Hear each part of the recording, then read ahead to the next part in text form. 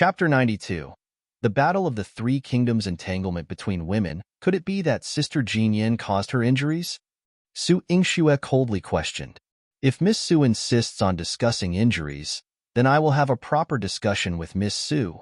Madame Wu waved her handkerchief. Bring Miss in. A group of people outside the door brought in a luxurious chaise lounge. Wu Ruofei had thick bandages wrapped around her hands and legs, and she appeared before everyone with a resentful expression. Madame Wu walked to Wu Ruofei's side, held her hand, and wiped away 2 tears. I came here today to have all of the people in the clinic to be witnesses. This is my daughter. She used to be a bit willful and temperamental, but she was a good girl. However, she suddenly encountered a calamity and had her limbs severed. Although Wu Ruofei lacked intelligence, her face was delicate and tender. At this moment, tears of anger were streaming down her face, causing many to sympathize with her. Oh, what kind of person did this girl offend? She was beaten so severely? It seems to be related to Miss Su. Could it be that she was the one who attacked her? This is the Minister Estate's daughter. Miss Su is too audacious. Su Yingxu's reputation was already not very good. Despite her previous accomplishment of healing Consort Xiang and gaining the reputation of a genius doctor, it had only managed to change the opinion of a few commoners. However, when Madame Wu presented Wu Ruofei to the public, it reinforced the negative perception of Su Yingxue.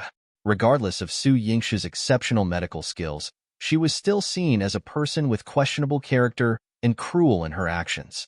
Su Yingxue's eyes emanated a chilling aura. If Madame Wu wants to treat Miss, I will accept patience as usual. However, if Madame Wu wants to bring Sister Jinyan back to continue tormenting her, I will not stand idly by. After all, your daughter's life is important, and although Sister Jinyan is a concubine's daughter, her life is just as precious. Who is she? She's just a servant that I can beat and scold as I please.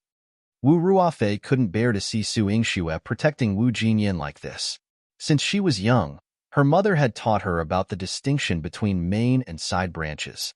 She was the legitimate daughter of the family and should enjoy all the love and favor, while people like Wu Jinyan were born as lowly as servants and dogs. She didn't need to be polite to them and could treat them however she wanted. Su Yingxue sneered. Everyone present has heard it. In Miss Wu's eyes, even blood relatives are considered servants. If I were to hand Sister Jinyan over to you, she would probably die in the minister's estate, and no one would even bother to collect her corpse. Madame Wu, please understand that I cannot agree to your request. Madame Wu lowered her head and gave Wu Ruofei a stern look, gesturing for her to be quiet. Wu Ruofei sulked with a pouted mouth, suppressing her anger. She thought that as long as she could bring Wu Jinyan back, she could continue to torment her as she pleased. Miss Su, how can you say such things? Although our Ruofei is a bit delicate, Jinyan is still her biological sister. Sisters often argue and bicker, but in just 1 or 2 days, they will still be sisters. Jinyan has grown up in the minister's estate all these years. Why hasn't she mentioned her grievances until now? But the moment Miss Su appeared, she claimed that Jinyan was seriously injured. Now, she won't even allow her to meet Jinyan. Miss Su, as a mother, how can I feel at ease with Jinyan being with you? Su Yingxue had to admit that Madame Wu was skilled at twisting the truth, but she would never allow Wu Jinyan to go back. Madam, you want to bring Sister Jinyan back and use her as a bargaining chip, don't you? She whispered in Madame Wu's ear. A trace of ruthlessness flashed in Madame Wu's eyes. Her voice turned gentle. Miss Su, you have misunderstood. As the mistress of the house, I must love and care for my daughter. Chapter 93. The Battle of the Three Kingdoms. There's always a way to make Su Yingxue worry, no need to pretend. Let me tell you, that's impossible. Su Yingxue took 2 steps back and waved her hand, signaling to Manager Qi. Manager Qi, please ask Madame Wu to leave. Manager Qi complied and approached, but Madame Wu retorted, Miss Su, are you trying to chase people away just because you don't agree? Does this clinic usually exhibit such domineering and bullying behavior, mistreating the weak? Su Yingxue let out a cold laugh. Madame Wu, I want hand over Sister Jinyan to you. If you enjoy the scent of herbs in my clinic, be my guest. Madame Wu was left downstairs by Su Yingxue. She neither left nor became angry, and she sat in the clinic's lobby with Wu Ruofei. People came and went, and they couldn't help but cast a few glances at them. These glances quickly turned into discussions. As the discussions continued, the news of this incident began to spread. Some bored individuals, after finishing their treatment, lingered around, waiting to witness the outcome of this spectacle. Wu Ruofei had never been subjected to such scrutiny by so many people before. She was both annoyed and flustered throughout the afternoon, her small face turning red. She tugged at her mother's hand, acting spoiled. "Mother, let's go home. This clinic smells awful. The people here are so dirty. I don't want to stay here." "Endure a little longer." Madame Wu maintained her composure. She embraced Wu Ruofei and lowered her voice. "Su Yingxue isn't someone easy to deal with. She even caused your father to be imprisoned in the capital prefecture. If we can't bring Sister Jinyan back and use it as leverage against her, well, be at her mercy. But this place is dirty and smelly. It hurts." "Mother." Wu Ruofei persisted, displaying the temperament of a child denied a candy. She couldn't care less about what her mother said about the consequences. She just wanted to leave this place as soon as possible. "If you still want to torment Wu Jinyan, listen to your mother." Madame Wu seized Wu Ruofei's painful spot. It was Wu Jinyan who caused her to have her limbs broken by Su Yingxue. She couldn't harm Su Yingxue, but she longed to break every bone in Wu Jinyan's body. To retrieve Wu Jinyan, she clenched her teeth and endured for a long time. The mother and daughter sat in the clinic's lobby until dusk. In Su Yingxue's consultation room, Manager Qi approached to report, "Madame Wu has no intention of leaving yet, Mississippi. Although we didn't have many patients today, there are quite a few spectators. This may have an impact on the clinic's reputation." Su Yingxue finished writing the last prescription and furrowed her brow. Madame Wu was proving difficult to deal with. She couldn't allow Wu Jinyan to intervene, as it would make her seem weak in terms of reason. She said, "Let them wait. When the clinic closes, ask them to leave. If they refuse, have someone stay behind to keep watch and ensure nothing untoward happens." Madame Wu waited the entire day, but Su Yingxue remained unyielding. In the evening, Wu Ruofei had to return home to change her bandages and take her medicine before they left together. After Wu Ruofei finished drinking her medicine, she lay on the bed, wiping away her tears and frustration. "Mother, didn't you promise that we would bring Wu Jinyan back and make Su Yingxue anxious?" Now, Su Yingxue showed no signs of urgency, and Wu Jinyan had not been retrieved. Wu Ruofei was both angry and in pain, unable to sleep soundly at night. Madame Wu patted her shoulder, trying to console her. "Don't worry. Su Yingxue is just a woman. Even if she can harm your father, she has no reason to harm us now. She's protecting Wu Jinyan because she has her concerns. She's also handling a tricky question." A hint of maliciousness flashed in Madame Wu's eyes. She had ways to make Su Yingxue anxious. Chapter 94. Forcing Su Yingxue to hand over Wu Jinyan for the next few days, she brought Wu Ruofei to the clinic every day, but they remained calm and didn't cause any trouble. Each time, Wu Ruofei would only cry and plead, begging for Wu Jinyan to be returned to them. Su Yingxue refused to hand her over, and they didn't insist further. They simply sat in the clinic for a few days. As a result, even those who initially found Su Yingxue reasonable gradually began to view her as unreasonable and overbearing. Even some patients who came to the clinic advised Su Yingxue not to meddle in the affairs of the minister's estate. Since Wu Jinyan was still severely injured, Su Yingxue couldn't allow her to leave, so they didn't engage in conversation. Later on, Madame Wu fell ill directly in the clinic. Manager Qi had someone help her up and gave her some restorative pills. When Madame Wu woke up, she stared at Su Yingxue with teary eyes. "Miss Su, you were concerned that I would mistreat Jinyan, but I have been staying here for so many days just to see her. Now that you are keeping her imprisoned and preventing us from seeing each other, it's too heartless. I implore you to let me take Jinyan home." Su Yingxue truly admired the audacity of this woman, but she remained cold. "Madame Wu, this is not a theater. You should go home and sing." "Su Yingxue, my mother has begged you so much. How long do you intend to keep holding the people of the minister's estate?" Wu Ruofei shouted. Su Yingxue chose to ignore her.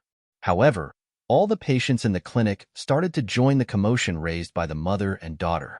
Miss Su, you've gone too far. Miss Wu is the daughter of the minister's estate. Why are you keeping her hostage? That's right, this is a matter of the minister's estate. You, an outsider, shouldn't meddle in it. Miss Su, please mind your own business. Allow Madame Wu to fulfill her motherly heart. A motherly heart? Madame Wu, has she ever shown a motherly heart to me? A weak but angry voice echoed from the stairs. Su Yingxue saw Wu Jinyan slowly descending the stairs with the support of Jilan. She furrowed her brows and hurried to assist her. Her cold gaze swept across Jilan. Didn't I already warn you not to let Sister Jinyan get out of bed? Her injuries, Yingxue, don't blame Jilan. I insisted on coming down. Wu Jinyan held Su Yingxue's hand. Jilan pouted. Miss Jinyan's hearing is not bad. Su Yingxue tapped her head lightly. We'll settle the score later.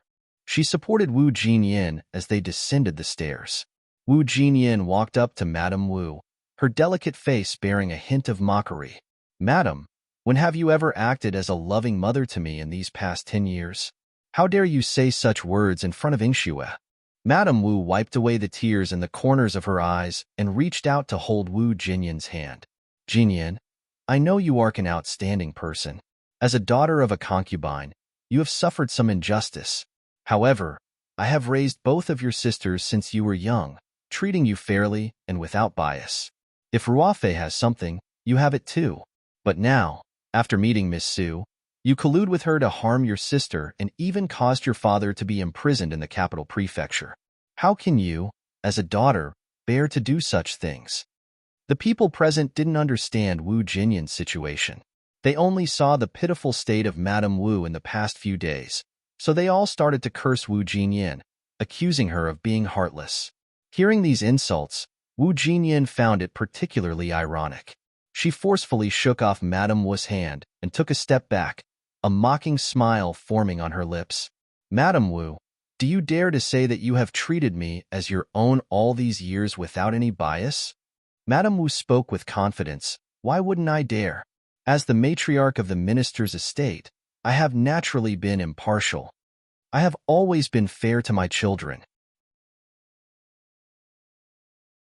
Chapter 95. Proof of stripping very well, then ill let everyone see just how fair you, the madam of a minister, truly are. Wu Jinyan shouted coldly. She untied her outer garment, revealing her skin that was partially visible beneath a sheer layer of fabric. She rolled up her sleeves and said, On my hands, there are 13 scars. They were inflicted by whipping with rattan, branding with hot iron, and piercing with steel needles.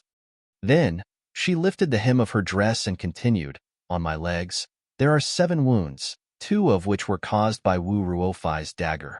They are so deep that the bones are visible, and the scars haven't healed yet. And on my body, she intended to undress, but Su Yingxue quickly stopped her, saying, Sister, please don't do this. A woman's reputation was of utmost importance, and if she undressed like this, her reputation would be completely ruined. Wu Jinyan let go of Su Yingxue's hand and stared at her with teary, bloodshot eyes. Yingxue, I'm fine. Under Su Yingxue's palm were her scars, and this made her hesitate. Wu Jinyan was only wearing an undergarment, and her body was exposed to everyone. Visible to the naked eye were countless scars, causing the onlookers to gasp in shock. Someone couldn't help but whisper, This is too cruel. Does Madame Wu still want to take her back? Will she even make it back alive? Madame Wu narrowed her eyes, a storm of darkness brewing within them. Wu Ruofei couldn't contain her anger and cursed, Wu Jinyan, you have no shame. The minister's estate also has its reputation to uphold. You've tarnished father's reputation, and I swear I'll kill you. If it weren't for her broken legs, she would have rushed forward and pressed Wu Jinyan's head against a blade. How could she dare to do something so disgraceful? Wu Jinyan trembled all over, tears of hatred welling up in the corners of her eyes. As daughters of the minister's estate, what gives you the right to strike me?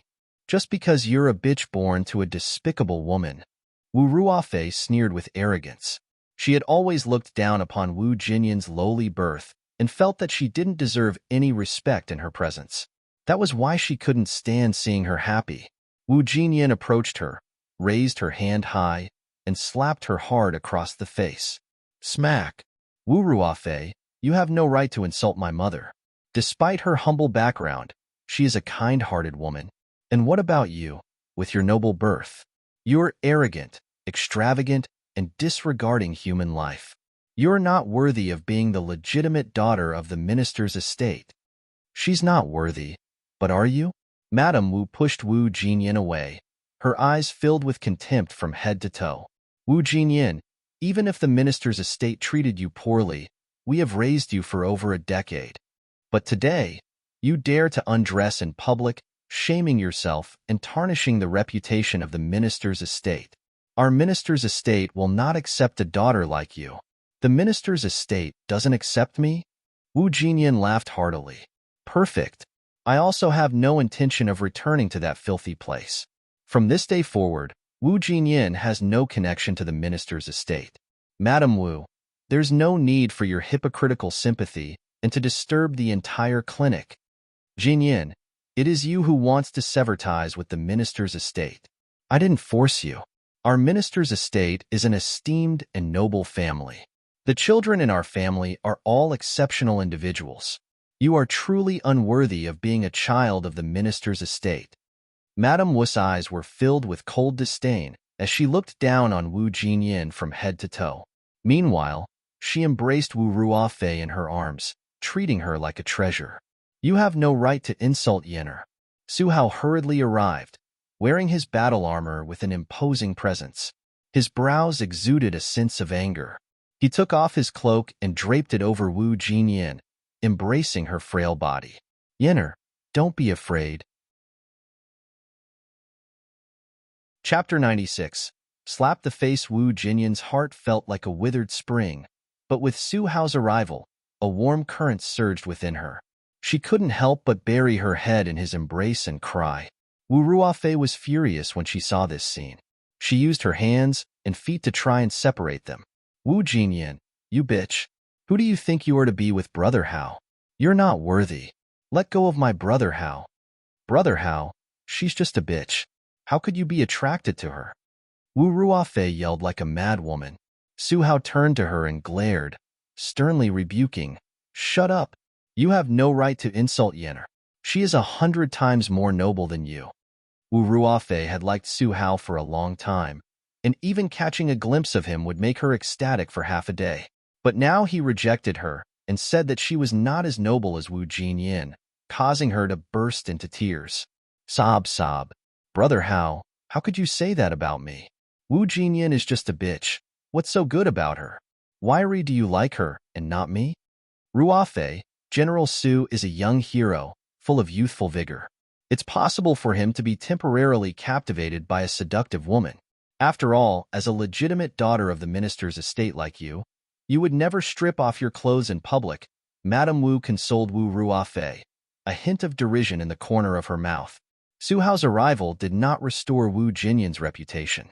It only made people think that Wu Jinyan, a wretch, could seduce even a renowned young general like Su Hao.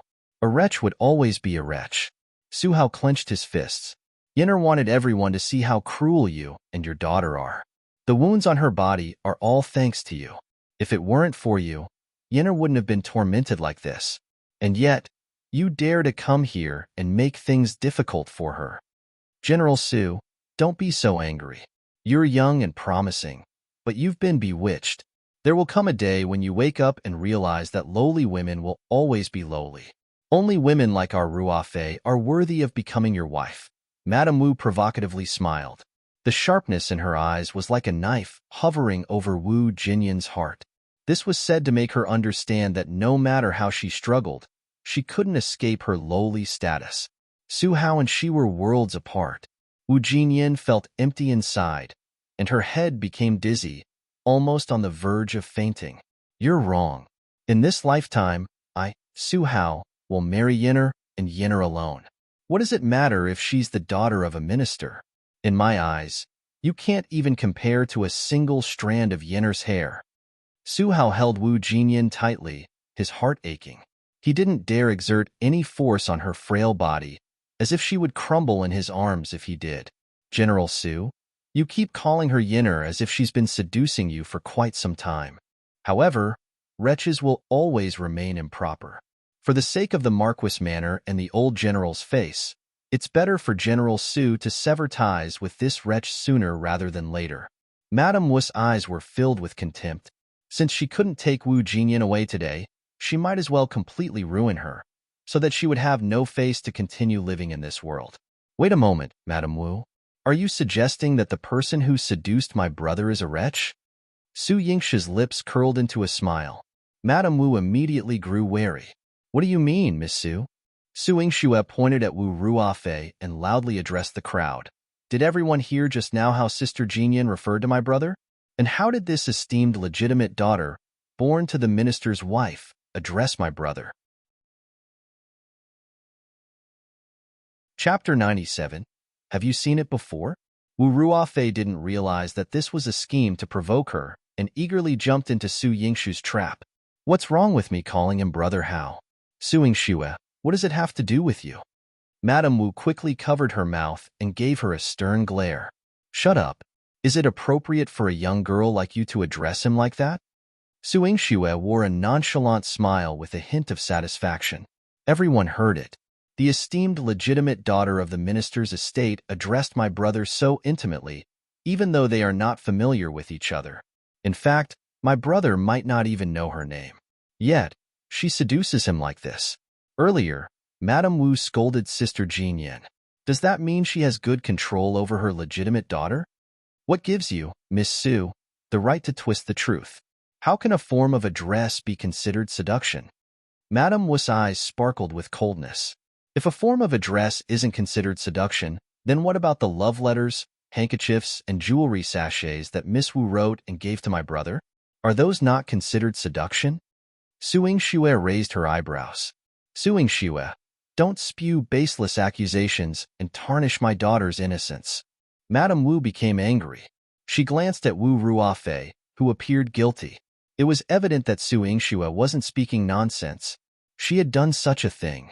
Wu Ruofei bit her lip. I like Brother Hao, so I gave him those things. You fool, keep quiet. Madame Wu scolded her, disappointed. Amidst the mocking and laughing gazes of everyone present, she angrily left with Wu Ruofei. Before leaving, Wu Ruofei couldn't help but cast a reluctant gaze at Su Hao. However, Su Hao didn't spare her a glance. In his eyes, there was only the seriously injured Wu Jinyan. Su Yingxue dispersed the crowd, and Su Hao carried Wu Jinyan upstairs. After placing Wu Jinyan on the bed, Su Yingxue saw her brother, a tall and sturdy young man, with teary eyes in front of Wu Jinyan's bed. Su Hao held Wu Jinyan's hand tenderly. Yinner, marry me. I will protect you with all my heart. I don't want to, Wu Jinyan sobbed, turning around and burying herself under the blanket. No matter what Su Hao said, she refused to look at him again. Brother, let Sister Jinyan rest well. Come out with me, Su Yingxue said, exerting a great effort to pull Su Hao out. Su Hao was hot-blooded, but he only knew how to rush to Wu Jinyan's side to protect her. However, he had no idea how to heal her wounded heart. Brother, instead of staying with Sister Jinyan now, why don't you let her calm down and get a good sleep? Su Yingxue advised him. Su Hao couldn't calm down for a long time. I can't let her go. She has so many physical and emotional wounds. Now that she has severed ties with the minister's estate, she needs someone to protect her. I can protect Sister Jinyan, but brother, don't overprotect her for now. Sister Jinyan might end up getting hurt because of it. Su Yingxue saw this more clearly than Su Hao did. Why? Su Hao was puzzled. When you came to protect Sister Jinyan earlier, she was touched, but it also hurt her. She doesn't want to expose her battered appearance to you, Su Yingxue explained. A bitter smile formed on Su Hao's lips. In the past, she let me see it. At that time, she never guarded herself against me. But now, I've hurt her. Have you seen it before? You too, Su Yingxue was surprised. Her brother was a paragon of virtue, abstaining from vices like eating, drinking, gambling, and smoking. He had better control over his desires and emotions than the monks in a temple. Chapter 98. Iman's charm. She had always thought that she was her brother's only weakness. She never expected the development between her brother and Wu Jinyan. What are you thinking?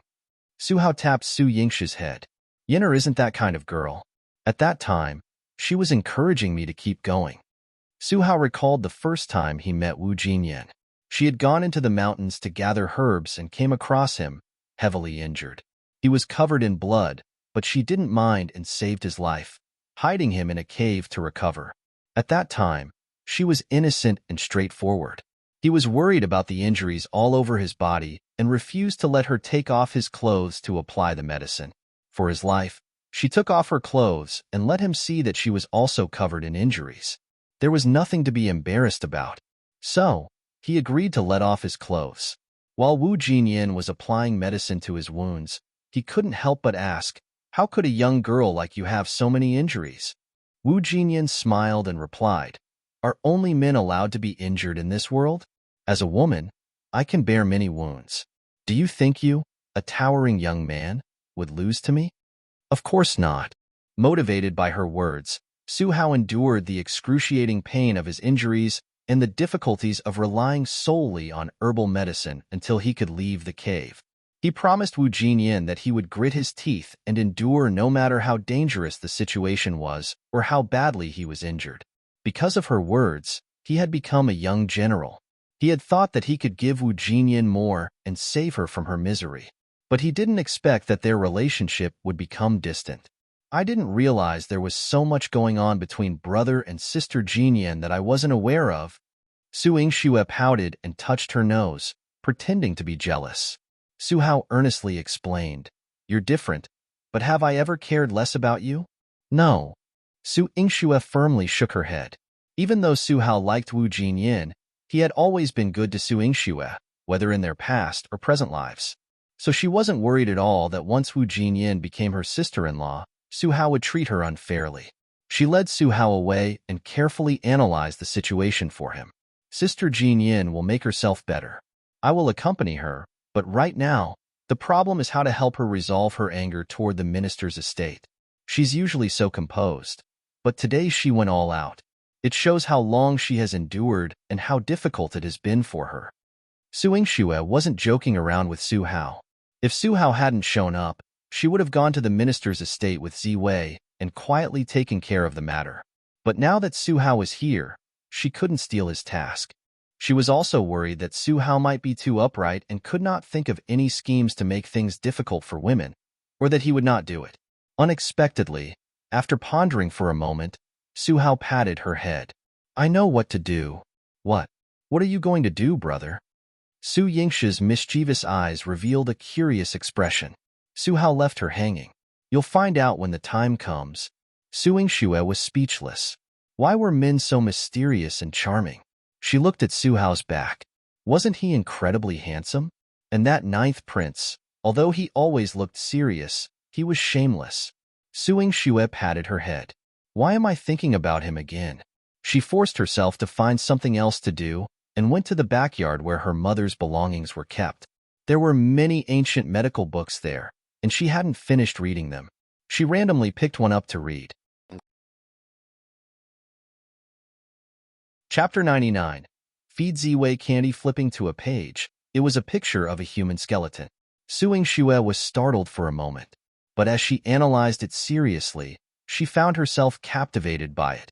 Buried in the room, she kept reading throughout the night until dawn, and eventually fell asleep on the table, exhausted. When she woke up, the sun was already high in the sky. She felt a slight weight on her body and looked up to see a slender figure standing upright in front of her, blocking the sunlight that was shining on her. Su Yingxue glanced at her clothes and then at Ziwei, who was only wearing an undershirt. She licked her lips. "Aren't you cold?"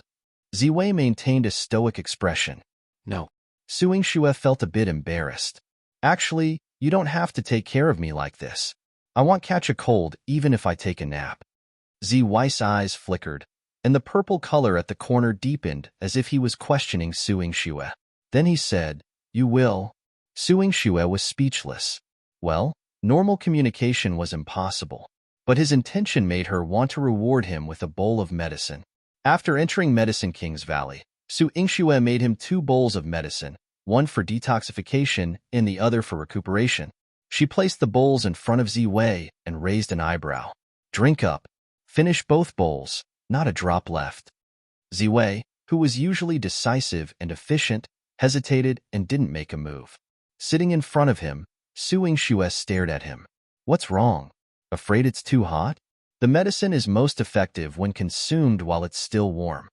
Ziwei's eyes showed signs of struggle. Su Yingxue took out 3 silver needles and threatened him. "Do you want to drink it or not?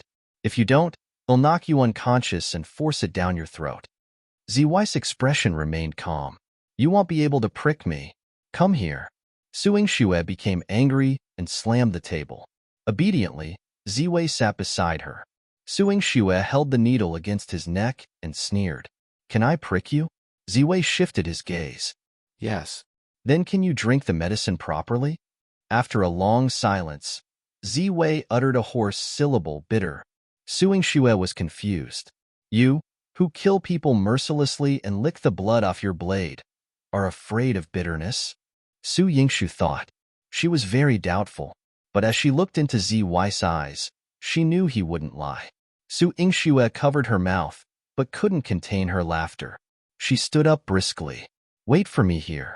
After saying that, she rushed out like the wind and returned in the same manner. When she came back, she held a paper package in her hand. It was a bag of candy. Su Yingxue reached out and stuffed a piece of candy into Ziwei's mouth. "Is it sweet?" She tilted her head, her tousled hair floating around her rosy cheeks, resembling an adorable little fox. Ziwei's ears turned slightly red. "Sweet. Then drink your medicine first and cap the candy later." Su Yingxue placed the 2 bowls of medicine in front of Ziwei, coercing and tempting him. "After you finish the medicine, you'll get to have candy. If you don't drink it, I'll knock you out and pour it down your throat." Efficiently, Ziwei finished both bowls of medicine, not leaving a single drop. Then, Su Yingxue gave him 2 candies. She could see that after eating the candy, his complexion wasn't as gloomy and dreadful. Originally, she wanted to give him the whole bag of candies in her hand, but after some thought, she tucked it away. "They'll give you more next time to prevent you from neglecting the medicine again." Ziwei's heart skipped a beat. Lowering his head, he spoke slowly, "Okay." As Su Yingxue left, she encountered the person sent by Liang Jin. The person informed her, "Lord Wu has been subjected to wooden paddle punishment, and his body is unable to bear it. Lord Liang has to postpone the trial. During this period, I hope Miss Su will behave and wait for Lord Liang's summons." Chapter 100. Su Hao's plan. Su Yingxue politely nodded in response. "Please inform Lord Liang that I will indeed comply. I won't cause any trouble. However, I would like to inquire about Lord Wu's condition." The person remained tight-lipped. "Lord Wu is currently resting in bed. If there's nothing else, I'll take my leave." Su Yingxue saw him off and thought to herself that even though he didn't explicitly mention Wu Hongtao's condition, the fact that Liang Jin, with his swift and decisive nature, was delaying the court session for him indicated that his injuries were likely severe. Su Yingxue smirked. This provided her with an opportunity to make some preparations. She took Ziwei to the minister's estate and headed straight to Wu Hongtao's study. Ziwei stood guard outside the door while Su Yingxue thoroughly searched the study. Among the hidden compartments in the bookcase, she found 2 account books. Upon opening them, Su Yingxue's lips curved up in satisfaction. With these account books, it would be impossible for Wu Hongtao to defeat her. The account books provided detailed records of Wu Hongtao's embezzlement and bribery over the years, documenting treasures and wealth that amounted to 10 or even 100 times his official salary. In his previous life, Wu Hongtao was exiled because of this account book. However, that was a matter that would happen a few years later. Now that Wu Hongtao had provoked her in advance, she had something on him in her hands in advance to see what he could do. Su Yingxue took the account book and was about to leave, but she heard the servant girl who was delivering the medicine to Wu Ruofei whispering along the way, so she followed curiously. Ziwei followed behind her without being noticed by anyone. Su Yingxue and Ziwei crouched on the rooftop above Wu Ruofei's room, eavesdropping as Madame Wu cheerfully rewarded her servant girls. The maids who attended Wu Ruofei received their rewards with joyous expressions. Even Wu Ruofei, who had been humiliated the previous day, lay on the bed with a happy countenance. Su Yingxue couldn't help but wonder why Wu Hongtao being imprisoned in the capital prefecture would bring such happiness to mother and daughter. Madame Wu fed Wu Ruofei her medicine and reassured her, "Fair, focus on recovering from your injuries. Your mother will take care of your father's matters. Moreover, your two brothers have excelled and been selected as candidates for the Black Cloud Cavalry. Once they establish themselves within the ranks of the Black Cloud Cavalry, our Wu family will be filled with honor, both in civil and military spheres. By then, many respectable families will come seeking your hand in marriage." "Mother, I don't want a respectable family. I want Brother Hao. I only want Brother Hao." Wu Ruofei clung to Madame Wu's hand and acted coquettishly. "What's so special about that Su Hao? He's a man who lacks charm, and he's even attracted to Wu Jinyan. Given his taste, why are you fixated on him?" Madame Wu's eyes were filled with disgust. Even if Su Hao was exceptional, the fact that he was interested in Wu Jinyan but not her daughter made her unwilling to see Wu Ruofei marry him in the future. "Brother Hao is so handsome and powerful. I don't care. I want to marry Brother Hao. Moreover, I want to be his lawful wife. If that Wu Jinyan dares to bother him again in the future, they'll kill her right in front of Brother Hao." Wu Ruofei appeared innocent but had a fierce look in her eyes. Su Yingxue sighed and clicked her tongue. A rabbit that hadn't even grown its full fur, yet it considered itself a fierce tigress capable of commanding the winds and rains. Truly, those who were spoiled often turned out to be fools. However, Madame Wu's mention of her two sons being chosen for the Black Cloud Cavalry raised suspicions in Su Yingxue's mind. On their way back, Su Yingxue asked Ziwei, "Have you heard of the Black Cloud Cavalry?" Ziwei nodded. "They are the elite soldiers of the dynasty, revered as divine martial warriors." Chapter 101. Humiliating the Wu family. Su Yingxue said, "That's right. My brother is indeed a member of the Black Cloud Cavalry. However, the selection process for the Black Cloud Cavalry is rigorous. Even as a candidate, one must have a clean family background and be highly skilled in martial arts. Wu Hongtao's two sons have never been well known, so how could they suddenly be selected as candidates for the Black Cloud Cavalry? Is it a stroke of luck for the Wu family?" "Your brother."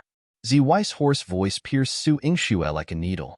Su Yingxue suddenly understood and said, "So, my brother has his way to handle this." While Wu Hongtao's trial had not begun yet, Su Yingxue was currently being detained in the capital prefecture. Su Yingxue was fully occupied with managing the medical clinic when suddenly she heard some commotion on the street. She asked Jilan to go out and see what was happening. After Jilan went out to inquire, she came back with excitement. "Miss, after you finish attending to the patient, you should personally go and take a look. Don't forget to inform Miss Jinyan." Jilan winked, leaving her in suspense. Su Yingxue thought to herself that this girl had been getting more creative lately. She had just finished seeing a patient. After she wrote the prescription, she went to the neighboring room to see Wu Jinyan. Wu Jinyan was sitting on the bed, lost in thought, with her brows tightly furrowed. Su Yingxue helped her up, saying, "Jilan mentioned that there's something lively happening on the street. Sister, let's go and see." Wu Jinyan continued to frown. "I'm not interested. Since it's a lively event, it wouldn't hurt to take a look," Su Yingxue said as she supported Wu Jinyan and walked to the window, opening it. Wu Jinyan was initially feeling down, but when she saw Su Hao riding on a horse on the street, her eyes widened in surprise. How could he? She saw Su Hao not only riding a horse, but also holding two ropes with two people tied behind him. They were her brothers, Wu Lang and Wu Ping, the two sons of Madame Wu. Wu Jinyan was taken aback. "What's happening?" Su Yingxue explained, "Your two brothers were supposed to be candidates for the Black Cloud Cavalry, but they committed a serious offense, which is why your brother is punishing them like this." The Black Cloud Cavalry was the most formidable troop in the Great Qing Dynasty. Even someone as skilled as Su Hao was just a captain, highlighting how stringent their requirements were. Clearly, The two young masters of the minister's estate were elated to be selected as candidates for the Black Cloud Cavalry, unaware of the hardships they would face. Su Hao punished them legitimately for their mistake. Su Yingxue remembered that this was not the first time. In her memories from her previous life, Chu Yihan had once captured 10 deserters from the Black Cloud Cavalry, dragging them around the city with his fast horse and killing 3 of them. At that time, Chu Yihan earned a reputation for being ruthless and merciless, not realizing that as elite soldiers of the country, they could not afford any errors. Otherwise, when the country faced danger and needed their intervention, they might defect or prove incompetent, causing the dynasty's last line of defense to crumble, leading to the fall of the kingdom and bringing untold disasters. Consequently, the Great Qing dynasty had exceptionally high standards for its military. Su Hao's move was truly ingenious. The Wu family could never have imagined that not only would they fail to attain honor, but they would also lose their standing and reputation. Su Yingxue and Wu Jinyan observed from upstairs. Su Hao was dragging Wu Lang and Wu Ping, shouting, "As members of the Black Cloud Cavalry, you betrayed us halfway. You deserve to be punished." Wu Lang and Wu Ping appeared spineless as Su Hao dragged them, crying and begging for mercy all the way. They wished they could kneel and plead with Su Hao to spare them. Su Hao led them through the streets, and the people looked at them with disdain. Chapter 102. Handing it over to Wu Jinyan when they passed by the minister's estate, Madame Wu rushed out and quickly embraced her 2 sons, her heart bleeding with anguish. "General Su is too heartless. Even if they made a mistake, you should show some leniency. As the captain of the Black Cloud Cavalry, I should set an example." These 2 neglected their training and defected from the camp, tarnishing the reputation of the Black Cloud Cavalry. They should be executed. Su Hao's handsome face was filled with cold determination. Madame Wu was almost fainting from fear. Wu Lang and Wu Ping clung to Madame Wu, shouting, "Mother, save us! Save us! The military camp is too harsh. We can't endure it. Mother! Help! Mother! My sons, my sons!" Madame Wu cried and glared at Su Hao with hatred. "It's you. You deliberately recruited my sons and made things difficult for them. All because of that little wench, Wu Jinyan. Madam, please watch your words. The Black Cloud Cavalry never forces anyone to join. If they were unwilling, the Black Cloud Cavalry would not coerce them. But since they chose to join the military camp and harbored the intention to run away, our Great Qing dynasty cannot tolerate such cowardice. From now on, they will no longer have the qualification to serve in the military camp." Su Hao's voice was resolute. As a result, Wu Lang and Wu Ping's paths as generals were cut off. Even if they wanted to serve in a low-ranking position, they would not be allowed. With a criminal record, their future careers were ruined. "No, my sons would never, my children." Madame Wu fainted due to the shock. Su Hao continued to lead Wu Lang and Wu Ping around the city as a warning to soldiers and civilians. Su Yingxue supported Wu Jinyan as they walked, allowing her to witness the dilapidated state of the minister's estate. She asked in a low voice, "Sister, do you feel better now?" Wu Jinyan smiled with a hint of sadness. "Certainly." Su Yingxue smiled. "Then let me help you back." Wu Jinyan followed her silently back to rest. The minister's estate, where she had lived and grown up for over a decade, was behind her. However, she had always lived in the shadowy part of the minister's estate. Its glory and grandeur had nothing to do with her. Today, the humiliation and downfall of the minister's estate had nothing to do with her. Finally, she had achieved her freedom. Wu Jinyan originally thought that Su Yingxue was taking her back to the clinic, but as they walked, they arrived at a storefront. It was located opposite the clinic and had a prime location. Wu Jinyan looked puzzled and asked, "Why did you bring me here?" Su Yingxue showed her around the shop, both upstairs and downstairs. "Sister, look at this shop. What can we do?" Wu Jinyan looked around the shop. There were more than 10 rooms, and the first floor's hall was spacious enough to accommodate dozens of people. The space was ample and excellent. However, she furrowed her brows. This place is good, but using it for a clinic might not be appropriate. Firstly, it's too close to Tongchang Medical Center. Secondly, the rent here must be high. If we don't use it for business, we might suffer losses. Sister, you have foresight and ideas. So, they'll leave this place to you to do business. There shouldn't be any problems. Su Yingxue smiled. What? You want me to run a business here? One can't do that. Wu Jinyan immediately shook her head. This investment and expenses were significant, and she couldn't let Su Yingxue incur such a substantial loss. Sister, don't rush to refuse.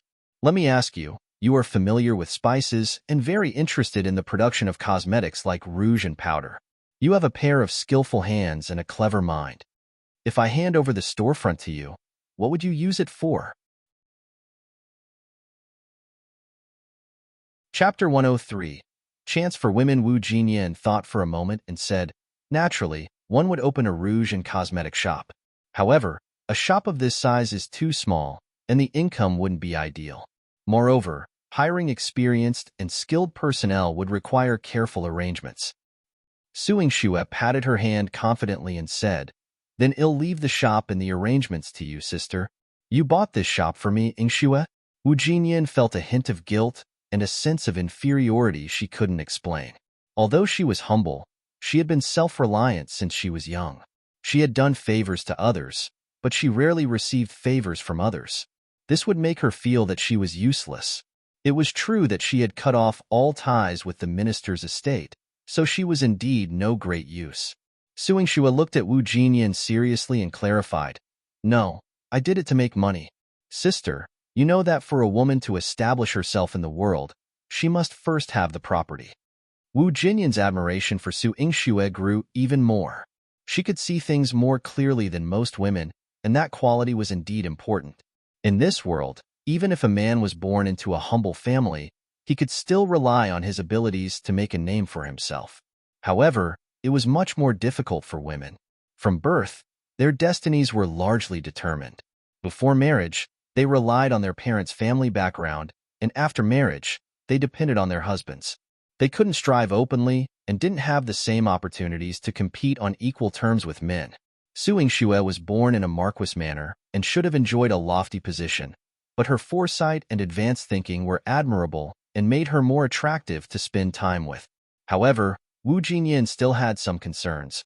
Although I'm familiar with spices and have some knowledge of rouge and cosmetics, this shop is too big.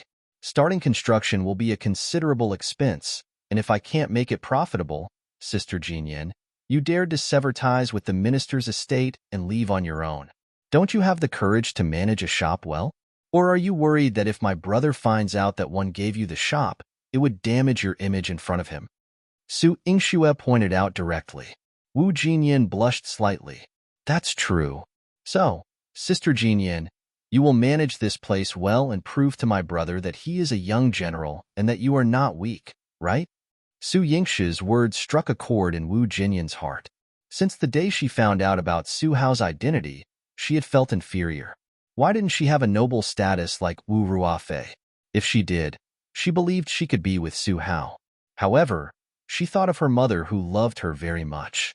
Even though her mother was born into a prostitute family and had a humble status, she was still a proud woman. She had taught her since she was young that a woman should have a backbone and be independent. Therefore, even if her identity was worlds apart from Su Hao's, she had never completely given up. Now that she had the opportunity, she naturally wanted to give it a try. Looking at Su Yingxue with gratitude, Wu Jinyan said, as long as you trust me, I won't let you down. No wonder my brother likes you so much, Sister Jinyan. Your courage and determination are no less than a man's. Su Yingxue smiled. After they looked around the shop, they returned to the clinic. Although Wu Jinyan was eager to seize the opportunity, Su Yingxue didn't want her to work too hard. At the very least, she had to let her recover before she opened the shop. Wu Jinyan had not been idle over the past few days. She began to plan and arrange the shop. Chapter 104. The first female patient. When Su Yingxue was chatting with Wu Jinyan, she made a suggestion. Since you have the reputation of a genius doctor, you can also benefit the women of the great Qing dynasty. Many noblewomen and princesses need medical treatment, but the number of female doctors is too few. You can set a specific day to specialize in diagnosing and treating women. This way, You can promote your reputation and also. Wu Jinyan's eyes glinted with a trace of cunning. Most of the rumors and gossip in society are spread by women. If you can cure their ailments, they will flatter and fawn over you, and they won't target you anymore. Su Yingxue nodded, touching her chin, and said, Sister Jinyan's idea is indeed reasonable. For example, there are many women like Wu Ruofei from the minister's estate. If I can make them wary, even if they have any malicious intentions, they will have to think twice. Wu Jinyan smiled. Exactly.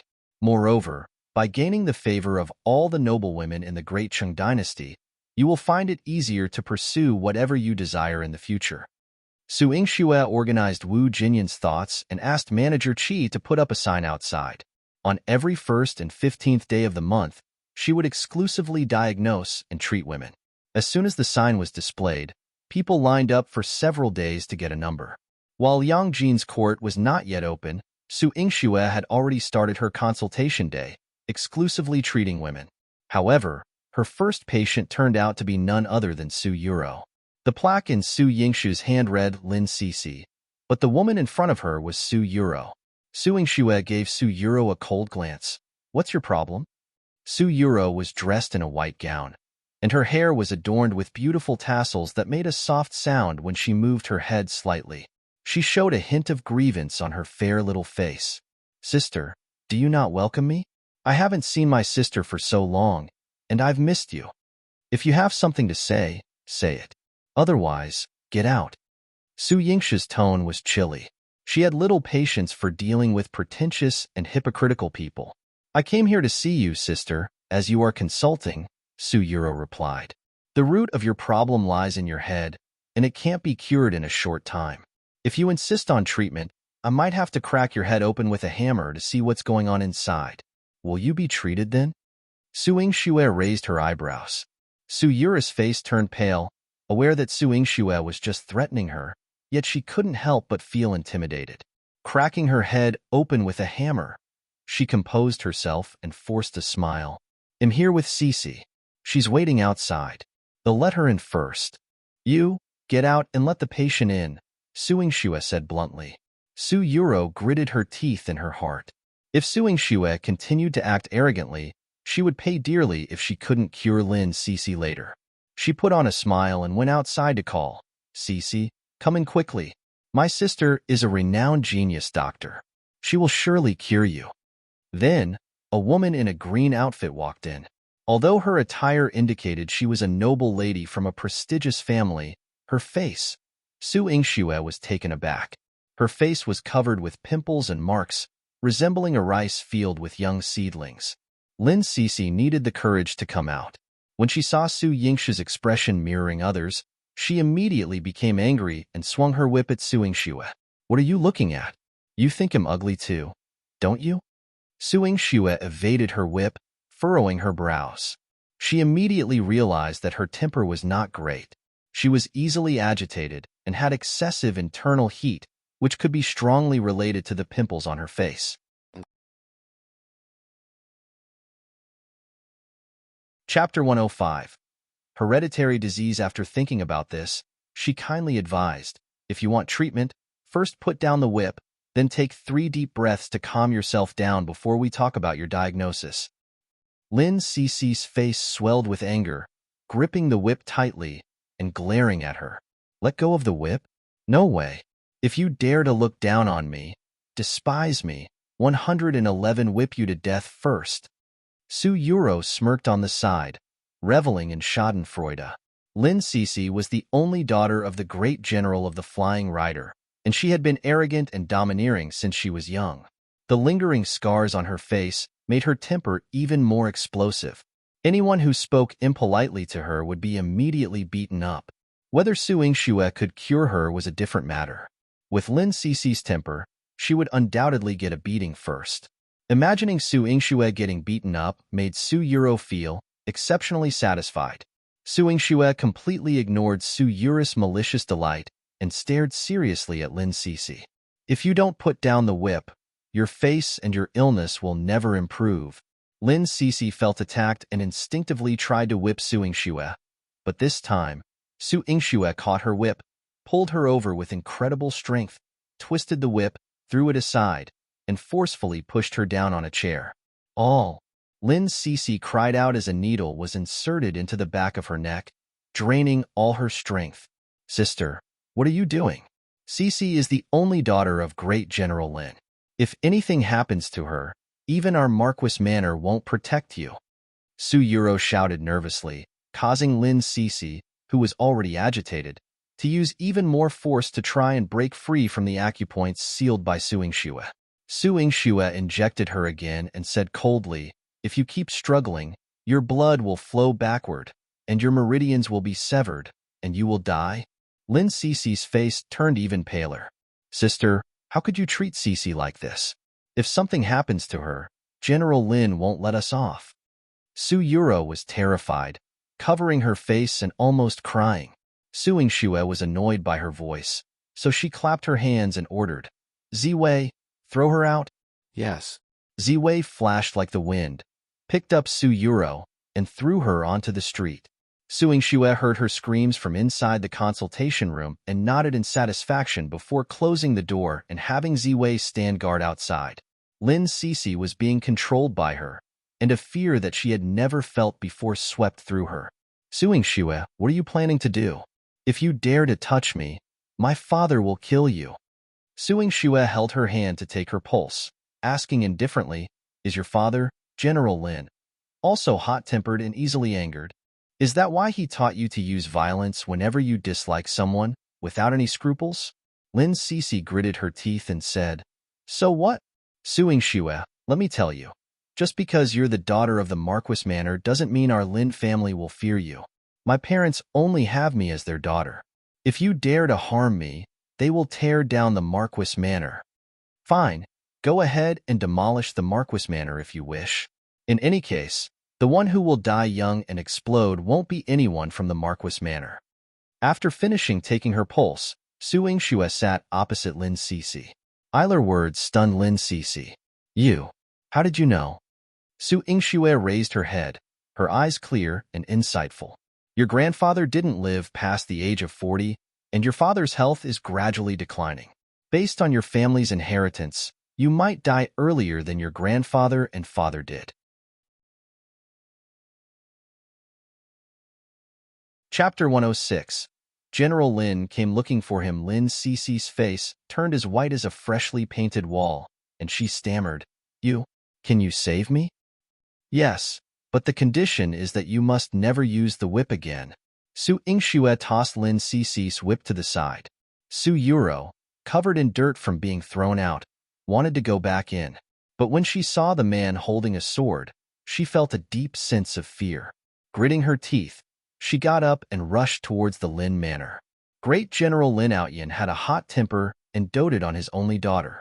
When he heard that Su Yingxue had held Lin Cece hostage in the medical hall, he was infuriated. "This is unacceptable. How dare Su Yingxue kidnap my daughter? They'll take her life." Su Yuro shivered slightly. Whenever she saw Lin Aoshan's face turn red in anger, her eyes sparkled. It was just like Lin Cece.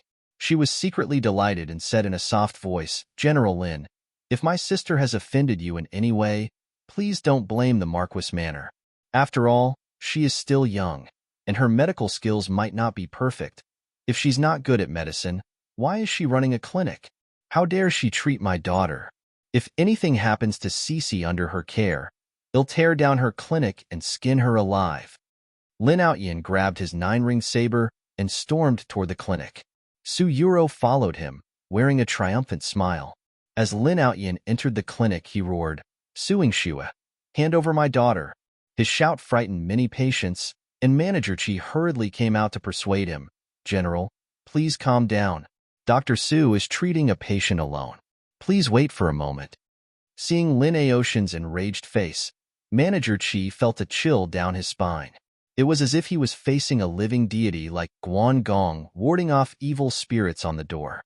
Lin Outyin picked Manager Chi up, his face flushing with anger. "Tell Su Yingxue to hand over my daughter, or he'll kill her. General, please calm down. Please calm down." Manager Chi's old bones were on the verge of breaking apart. Lin Outyin didn't bother explaining and simply threw him out. Manager Chi felt like he was about to be crushed, but a swift figure caught him. Ziwei placed him gently on the ground, and Manager Chi covered his heart, tears streaming down his face. "Thank you, brother." Ziwei nodded. Then, Ziwei rushed forward and blocked Lin Outyin, who was about to charge into Su Yingshi's treatment room. Lin Outyin roared, "Get out of the way, you brat!" Ziwei remained motionless. Lin Outyin grabbed his shoulder, intending to toss him out as he did with Manager Chi. But no matter how much force he used, he couldn't lift Ziwei. Not only was Ziwei not tall, but he also had slender shoulders. But when he moved his shoulders, an invisible force emerged, causing Lin Aoshin's fingers to go numb. Lin Outyin stared in disbelief. This man possessed profound internal strength, and his martial arts surpassed his own. However, Lin Aoshin's concern for his daughter outweighed everything else. He didn't care about the man's strength and swung his knife at him. Ziwei swiftly moved behind him, and with a cold sword drawn, he cut off a strand of his hair from the end. The sword grazed Lin Aoshin's face, leaving a shallow cut. Lin Outyin screamed, "All!" He covered the left side of his face, his hand smeared with blood. He looked at Ziwei with a complex expression. This man was incredibly powerful. If Lin Outyin had used a bit more force, Ziwei might have sliced off half of his head. Su Yuro covered her mouth, unable to believe that Su Yingxue had such a powerful martial artist by her side. Her eyes darted around, and she cried out in fear, "Sister, please show mercy. If something happens to General Lin and his daughter, you'll be guilty of murder. Even Grandpa won't be able to protect you."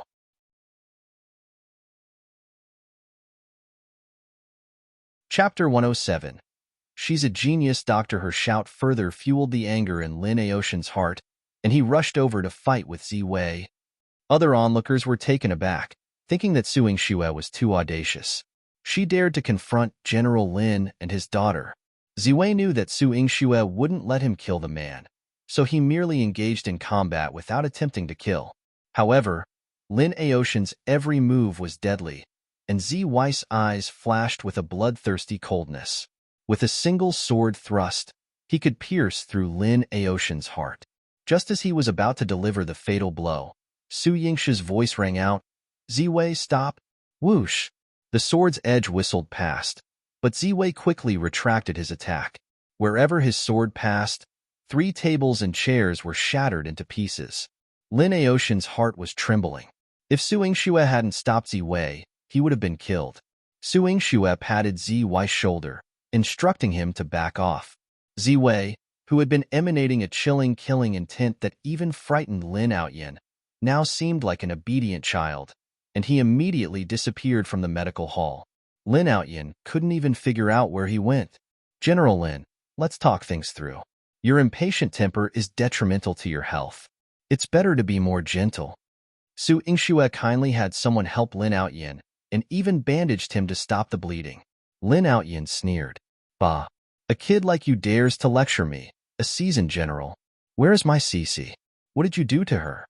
If she's even slightly harmed, 111 take your life." Seizing the opportunity, Su Yuro pretended to show concern. "Yes, sister, Cece came in fine. You mustn't let anything happen to her. You should return her safely to General Lin." "Of course." Su Yingxue smiled at Su Yuro. That smile sent a shiver down Su Yuro's spine, and she began to doubt. Could it be that Su Yingxue had cured Lin Cece? Quickly, Su Yuro dismissed such thoughts. She knew that Lin Cece's illness was hereditary, passed down through generations, and many renowned physicians and imperial doctors had tried to cure her, all in vain. How could Su Yingxue, who seemed so strange, possibly succeed? No, that was impossible. She followed Lin Outyin into Su Yingshi's treatment room. Lin Cece was lying on the treatment bed. When Lin Outyin saw her, he rushed over and held her hand like a precious gem. "Cece, are you all right? My precious daughter, if anything happens to you, it'll kill Su Yingxue." Just as Su Yuro was about to gloat, she heard Lin Cece reprimand her father. "Father, you can't harm Dr. Su. She's a genius doctor." Su Yuro was confused. Approaching with a concerned expression, she spoke softly, "Cece, if you're feeling unwell, you must tell me. Don't worry about her being my elder sister or the Marquis Manor's reputation. Your health is more important than anything. Lin Cece rolled her eyes. What nonsense are you talking about? I'm feeling fine. After Dr. Su gave me the medicine, I felt much better. As she got up from the bed, Lin Outyin noticed that her face had undergone some changes. The pimples on her face were no longer red and swollen, and even her expression had softened. With Lin Aoshan's support, Lin Cece bowed to Su Yingxue. Dr. Su, after taking the medicine and resting, I feel much better. I trust that you can cure my illness. Lin Outyin was bewildered and asked, Cece, what's going on here? Why are you giving her such a grand bow? Are you sure taking her medicine won't harm you?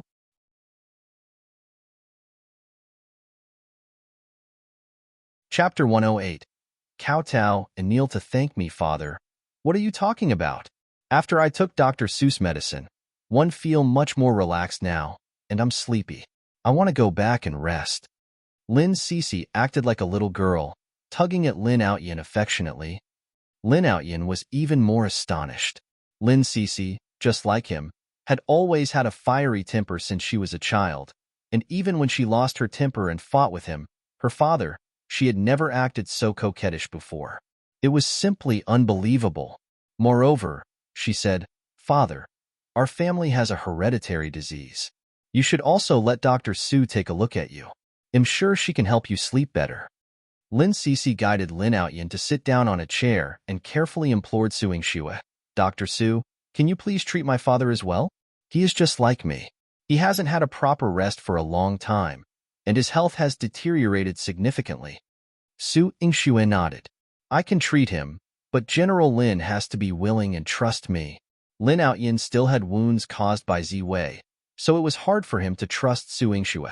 However, witnessing Lin Cece's sudden change in temper and improved complexion, and hearing her plea, Father, if we want to live a good life, we must listen to Dr. Su.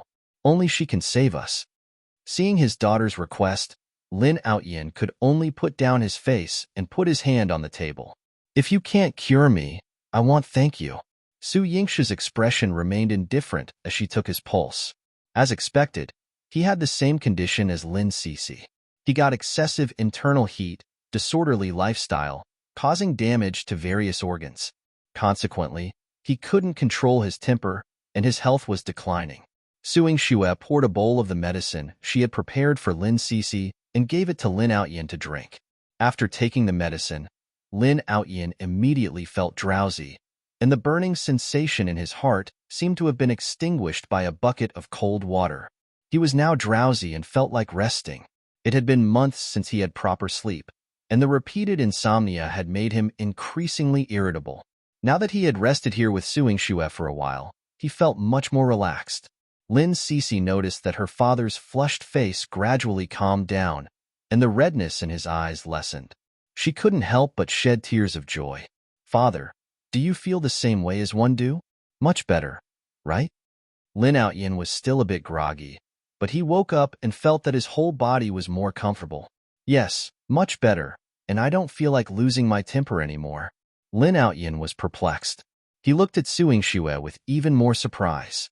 Su Yingxue, what kind of medicine did you give us? How could it be? For generations, they had sought the expertise of numerous imperial physicians, but no one could cure this hereditary illness. And yet, today there was a significant improvement. Su Yingxue wrote 2 prescriptions for them and said calmly, Your illnesses do have a hereditary history, but what's more important is for both of you to cultivate your character and control your temper to improve your health. Otherwise, your lifespan will be shortened, and you will continue to suffer. Lin Outyin suddenly realized. So that's the root cause. Their family was hot-tempered. Over the years, their bodies would not be able to withstand it, and they would feel tortured and uncomfortable, resulting in early death. Lin Outyin instantly felt regretful. He had not noticed it for so many years. If not for Su Yingxue, the father and daughter would not have been able to escape the fate of early death. Su Yingxue had saved both of them. Lin Outyin stood up, then bent his knees and knelt heavily in front of Su Yingxue.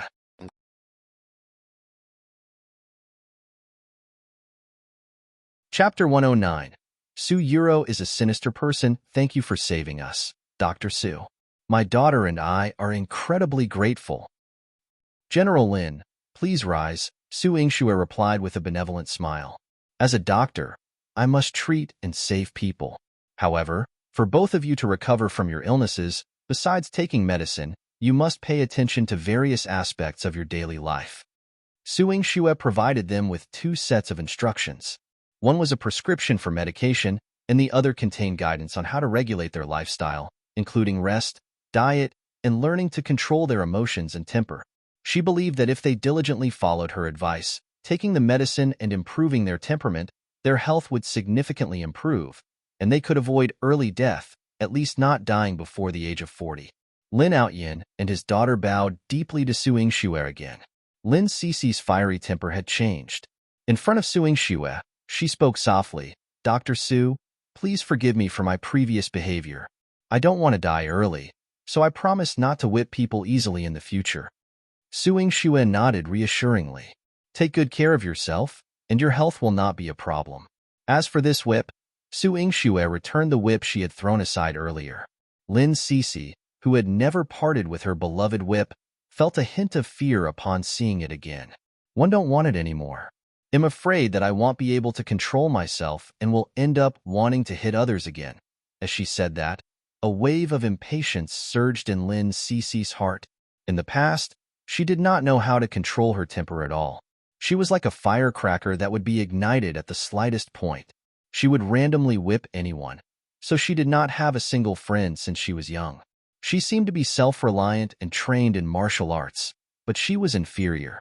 Because of her face, she was often laughed at by those noble ladies, so she used the whip to teach them a lesson. However, the effect was even worse. They feared her and hated her even more. But now, her face could be cured, and her illness could be treated. She no longer wanted to be a tyrant who wielded a whip all the time. Su Yingxue decided to keep the whip for the time being.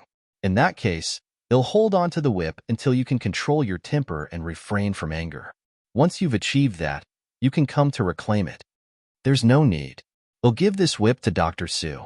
It's a red jade soft whip bestowed by the Emperor, and the red jade used as the handle is unique and precious. Lin Cici spoke with great valor. Although she was reluctant, she realized her life was more valuable. Observing the rare red jade handle, Su Yingxue chuckled softly. In that case, I won't be able to accept any more consultation fees from you. No, we must pay the consultation fee. I'll reward Dr. Su with 10 times the standard fee. Lin Outyin insisted, cupping his hands respectfully.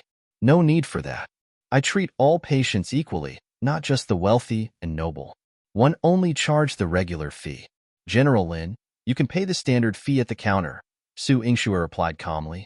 Lin Outyin and his daughter admired Su Yingxue even more. Before leaving, Lin Cici cast a reproachful glance at Su Yuro. You're too cunning. Dr. Su is undoubtedly a genius doctor, but you deceived me by saying that her reputation is unfounded. You even asked me to teach her a lesson. Luckily, Dr. Su is skilled. Otherwise, one might have injured her accidentally. As Lin Cici spoke, everyone focused their disapproving gaze on Su Yuro. Instantly feeling the weight of everyone's disdain, Su Yuro's eyes turned red as she tried to defend herself gently and delicately. Cici, how can you say that? I was concerned about your illness, and I thought about our sister's ongoing consultation. One wanted her to treat your illness and improve her reputation. It would have been beneficial for both of you. I had no other intentions.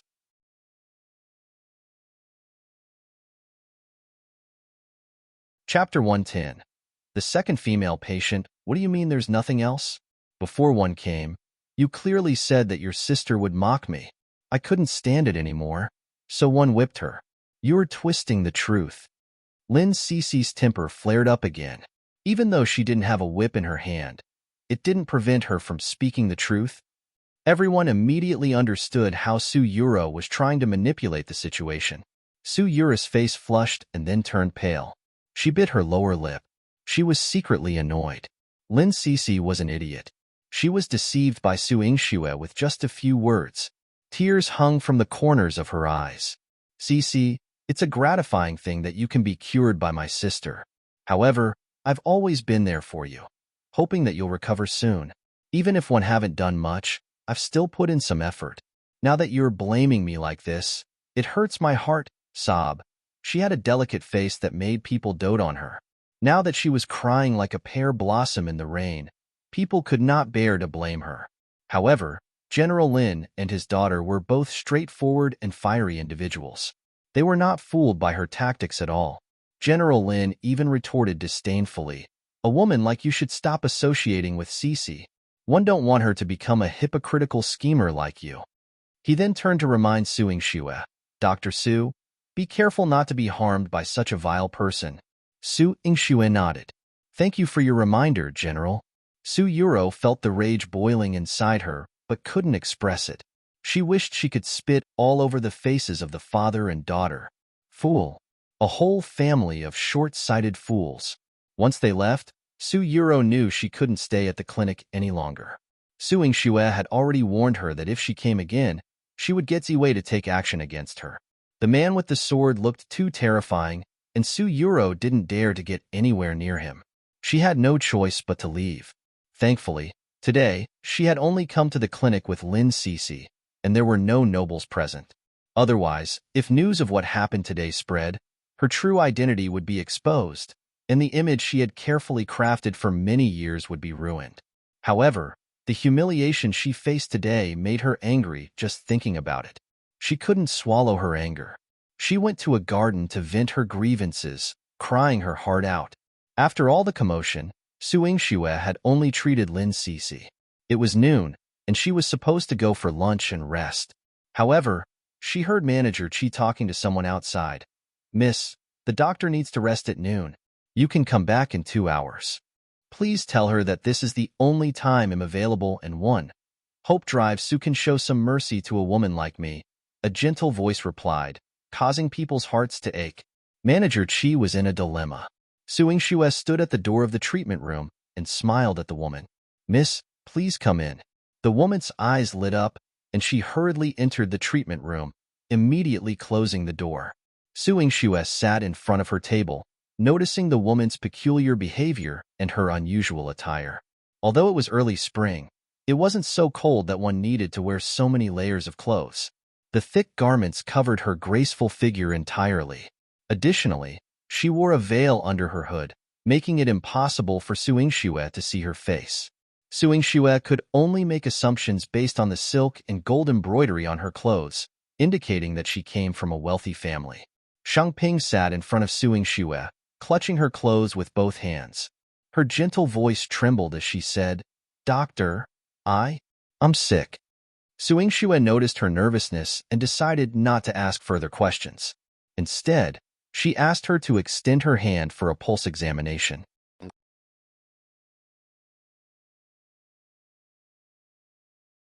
Chapter 111. The choice between life and death after taking her pulse. Su Yingxue instantly understood why she was wearing so many clothes. Shang Ping was waiting for Su Yingxue to speak, feeling as nervous as if awaiting her punishment. She thought Su Yingxue would inquire about her identity, the reason behind her condition, or whether she was married. However, Su Yingxue's tone remained calm. She simply asked, "Right now, you have two choices. One is a path to survive, and the other is a path to death. Which one will you choose?" Shang Ping was momentarily taken aback, but showed a hint of gratitude in her eyes. She responded softly, "The path to survival is no different from a path to death. Doctor, please prescribe medicine for me. If everything goes smoothly, I believe I can still have a future." Su Yingxue's expression darkened and replied, "All right." She did not write the prescription, but went to the medicine cabinet to fetch the medicine. Seeing that there were not many people in the hall, Su Yingxue sighed helplessly. She could already guess why this young lady chose this particular time to visit. It was indeed inconvenient for her to be seen. Su Yingxue brought back 2 sets of medicine and placed them on the table. She wrote down the instructions and pushed the medicine toward Xingping, explaining patiently, "After drinking the first dose of medicine, the fetus will be aborted within 4 hours. At that time, you must start boiling the second dose. After the fetus is aborted, take the medicine immediately to stop bleeding. Otherwise, Your life will be in danger. Do you understand?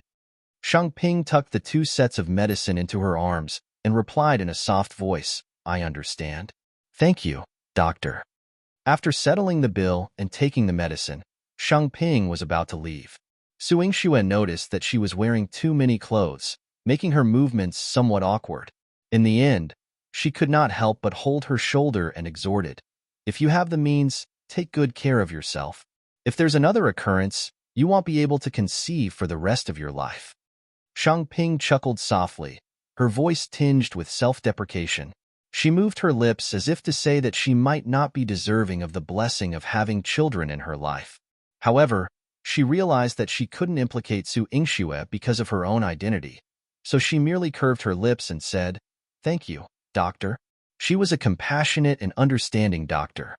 After Shang Ping left, Su Yingxue had no appetite for lunch. She went straight to her mother's study and flipped through the medical books her mother had left behind. The more she read, the more she felt the profound sense of bitterness in her heart. Her mother was the most renowned female doctor, known throughout the world for her exceptional skills in healing and reviving the near-dead. Before marrying into the Marquis manor, she must have enjoyed immense fame and glory. But what about all the other women in the world? How many women had to endure miserable fates due to their humble origins? How many women, despite their intelligence and talents, were confined to living aimlessly within the confines of a courtyard? How many other women suffered from debilitating illnesses without a soul to care for them? Women in this world had to endure so much hardship. For example, this lady today was dressed luxuriously, but she could not keep the child in her womb. Moreover, she had suffered multiple miscarriages, leading to weakness and blood deficiency. If she miscarried again today, her life would be in jeopardy. Are you worried about her? Ziwei stood silently behind Su Yingxue, and his hoarse voice resonated near her ear. Su Yingxue casually flipped through a page of the book. I am somewhat concerned, but I noticed the intricate patterns on her clothes and the pendant at her waist. Such items aren't common among ordinary wealthy families. She must be from a noble and prominent family, and she doesn't want to reveal her identity. There's something she cannot speak of. If I were to press her for answers, I would undoubtedly cause her harm. Therefore, without even asking for her name or identity, Su Yingxue allowed her to leave. I can follow her. Ziwei raised his eyes, and the deep purple color carried a dangerous aura.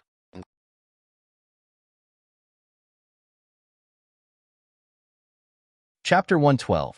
Chu Yihan wants her to cure someone. Su Yingxue shook her head. No need. I wish her well in the future. She didn't like meddling in other people's affairs, and she couldn't handle everything anyway. However, she couldn't help but think that she had just started her medical practice, and this woman was one of her first patients. In this world, there were probably many women who were as unfortunate as her. She sighed softly, and her gaze returned to the medical book. She noticed that she had reached the last page, but it didn't contain medical content. Instead, there was a sentence written by her mother. Women have it hard. If I can do a little to help, I'm willing to save women in this world from suffering. A small smile appeared on Su Yingxue's lips as she touched her mother's handwriting, feeling her mother's passion. If she had the ability, she would strive to be like her mother. In the afternoon, Su Yingxue saw more than 10 women, diagnosed their illnesses, and provided them with treatment advice. By the time she finished, the sky had already darkened. She planned to return to the residence with Ziwei, but after calling him a few times, he didn't appear. Where is he? She wondered. Normally, Ziwei wouldn't leave her side for even a moment, but now he seemed confident that she could go back alone. Su Yingxue shook her head. Forget it. She would go back by herself. However, halfway there, a carriage blocked her path. Halfway through her journey, a carriage blocked her path. Fortunately, she was familiar with the carriage and the face in the carriage. As soon as she approached, Chu Yihan extended a hand. Come up. Su Yingxue was pulled into the carriage by him, and Chu Yihan's expression wasn't quite pleasant. There's something one needs your help with. What is it? Su Yingxue couldn't help but yawn. She was truly exhausted today, and her eyelids had been battling for some time. Yet she was intercepted by Chu Yihan. I heard that you've been treating women lately. There's a woman who needs your help. Chu Yuhan's dark, jade-like eyes seemed like an abyss, pulling people in.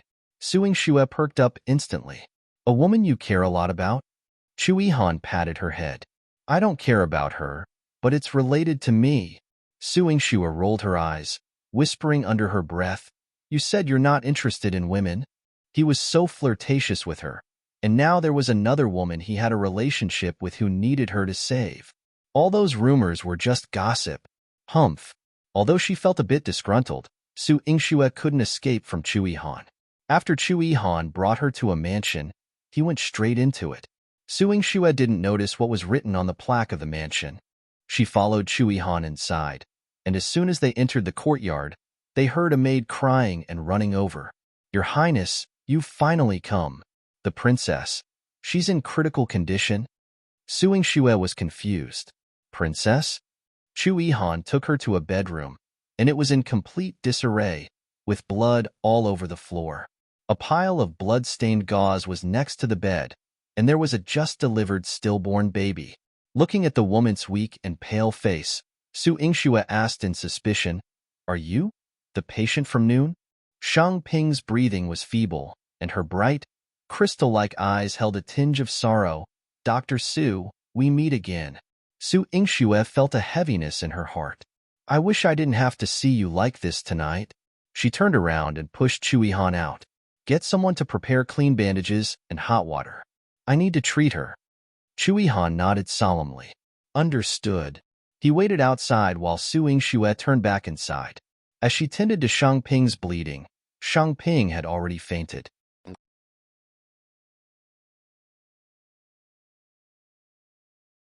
Chapter 113. The child isn't Chu Yihan's her maid, Lianer, cried with heart-wrenching sobs. Princess, please hold on. Don't die. If you want to save your princess, leave the room first and stop crying here. Su Yingxue drove her away. Lianer was reluctant to leave Shang Ping's side, but under Su Yingxue's stern gaze, her trembling heart forced her to bite her lip and exit the room.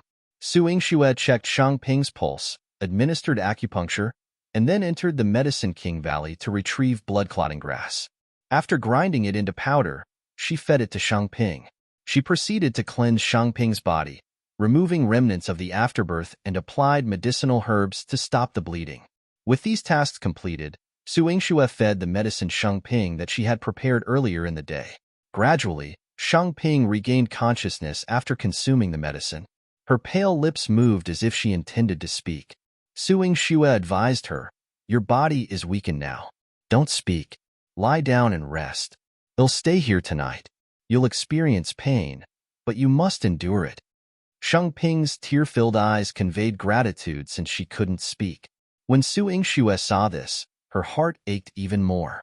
Although Su Yingxue had provided Shang Ping with numerous potent medicines, she understood that while these could heal the body, they couldn't mend a broken heart. After ensuring Shang Ping's well-being, Su Yingxue stormed out of the room and angrily shouted at Chu Yihan, Despicable scoundrel! Chu Yihan furrowed his brows and retorted, What are you talking about? Her child has nothing to do with me. How could it not? If it weren't for your child, why did you bring me here in the middle of the night for her abortion? Do you have any idea how many times she's been through this? If I hadn't arrived in time this instance, she might not have survived. Su Yingxue's eyes were bloodshot, and she clenched her fists. She was itching to pummel Chu Yihan if she could. She wanted to give this bastard a good beating. He treated a weak woman like this. 2 words were written on Chu Yihan's cold face. He was wronged. He restrained Su Yingxue's fist, which was audibly cracking from the pressure, and spoke in a solemn tone. Her situation has nothing to do with me, but her parents entrusted her life to me on their deathbeds. That's why I brought you here to save her. Listening to Chu Yihan's explanation, Su Yingxue's emotions became more complicated, but she remained convinced that Chu Yihan was nothing but a vile scoundrel, always surrounded by beautiful women. There was Hong Lian before, and now there was the pitiable Shang Ping. Perhaps the tense atmosphere between the two of them was too scary. After Lianer finished taking care of Shang Ping, she knelt in front of Su Yingxue and cried as she explained, Miss, please don't be angry. Our princess child truly has no relation to your highness. Furthermore, Your Highness has never set foot in the princess' residence until today. Su Yingshi's frown deepened, and she asked, "Then who is your princess?" 5 years ago, the Yu kingdom was annihilated, and the royal family suffered heavy losses. Before the late emperor's passing, he exchanged the imperial seal for the princess' life, pleading with your highness to bring the princess to the great Qing dynasty to save her life, Lianer explained in a calm voice. In that instant, Su Yingxue suddenly recalled that there was indeed a princess in the great Qing dynasty. She wasn't of royal blood, but rather a princess from a fallen nation. And the Yu kingdom had been conquered by Chu Yihan himself 5 years ago.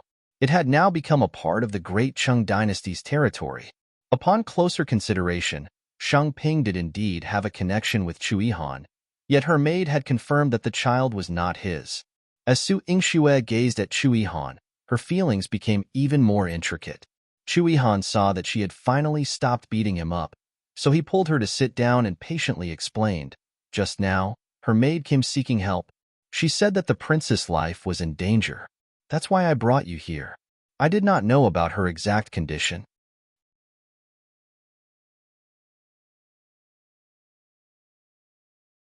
Chapter 114.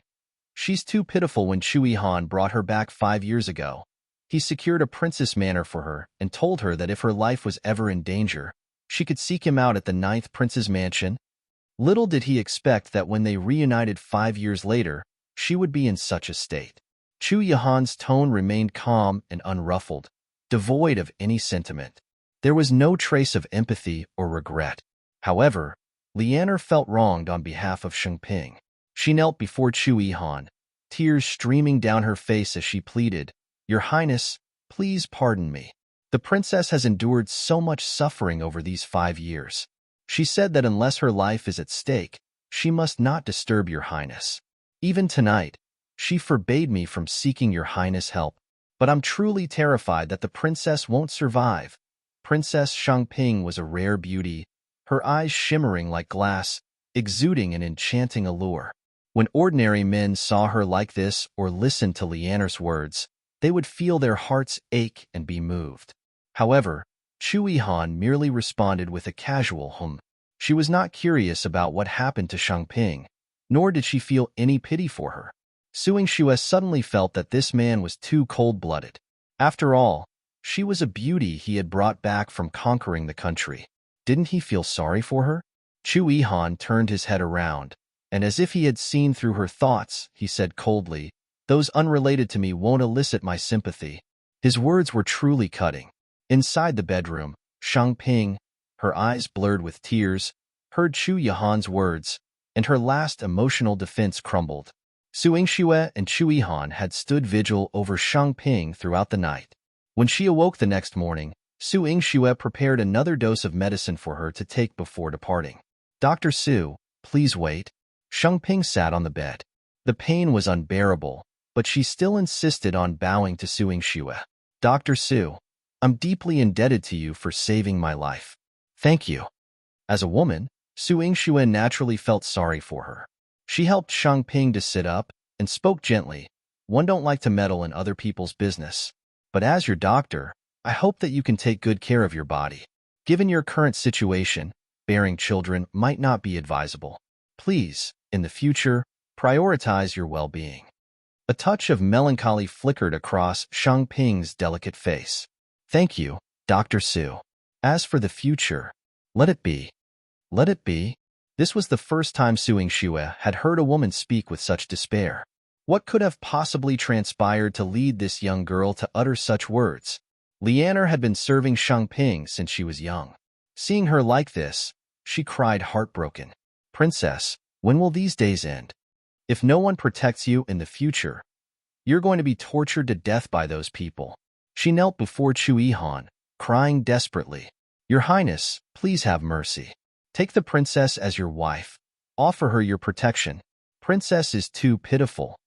"Lianer, don't spout nonsense. Come back." Shang Ping was always strong in front of Su Yingxue, but when Lianer cried and begged Chu Yihan, she panicked. The fragility in her eyes broke down in an instant, and her tears kept falling. Chu Yihan's brows furrowed. His deep, cold eyes exuding an unrelenting demeanor. I will not marry her. Shang Ping clenched her lips tightly, suppressing the heartache that surged within her. Shang Ping understands that she doesn't warrant your highness' attention. I dare not hope for such a privilege.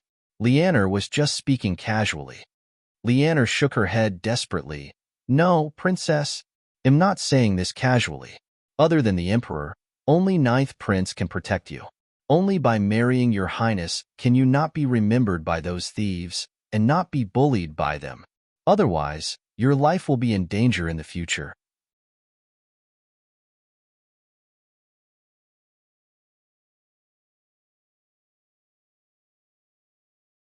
Chapter 115. He has already got love. Shang Ping carried a profound sense of sorrow, and even though Su Yingxue tried to distance herself from the situation, she couldn't shake off the lingering feeling of melancholy. She ventured to ask, "You mentioned that Princess Shang Ping was subjected to humiliation. Could it be that those who mistreated her were members of the royal family? Otherwise, how could Lianer assert that, apart from the emperor, only Chu Yihan could protect her?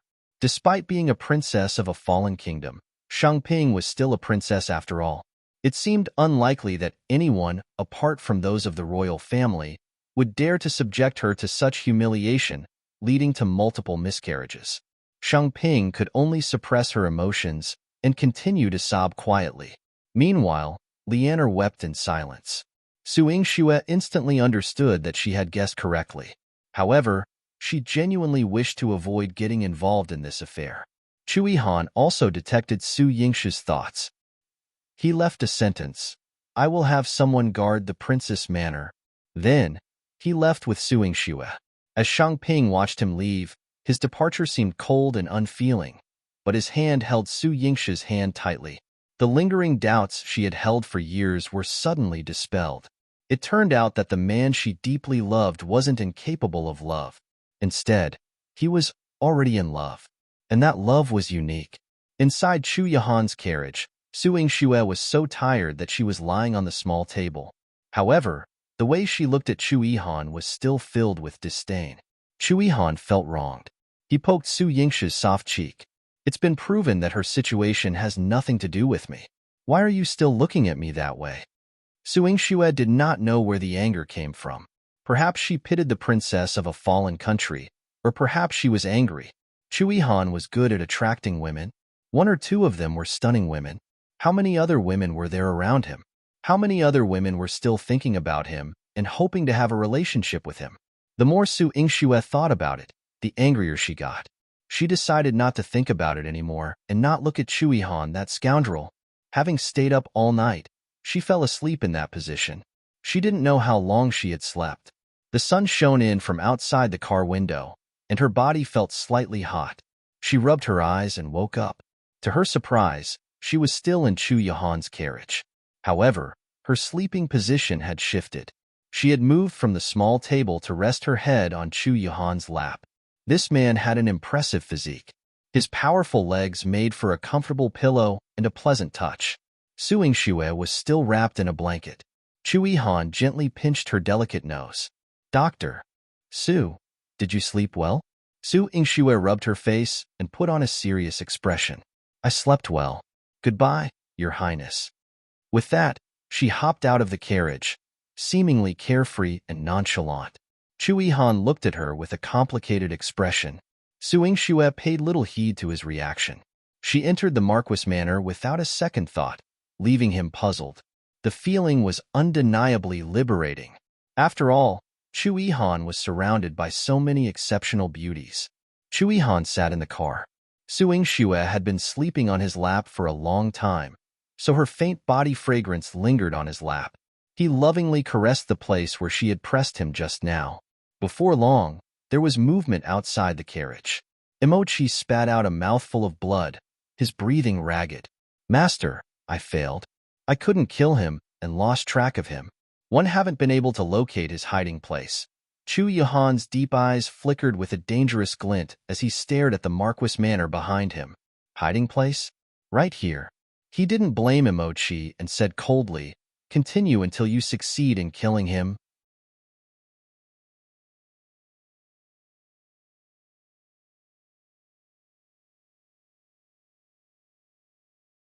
Chapter 116. He only knows how to kill. Won't run, yes, your highness. Should the shadow guards be mobilized? Emochi asked. He is not worthy, Chu Ihan said with cold arrogance, raising his hand with the authority of a superior, commanding submission. In the Marquis manner, Su Yingxue had not returned the entire night. When she came back, the scent of blood reached her nose. She thought there might be someone injured in the courtyard, but later she discovered that the smell of blood was emanating from her room. Closing the door, Ziwei stood in the room like a statue.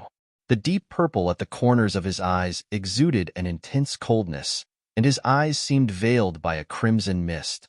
Su Yingxue quickly took his pulse and realized he had returned with fresh injuries. She gritted her teeth and exclaimed angrily, Ziwei, why are you injured again?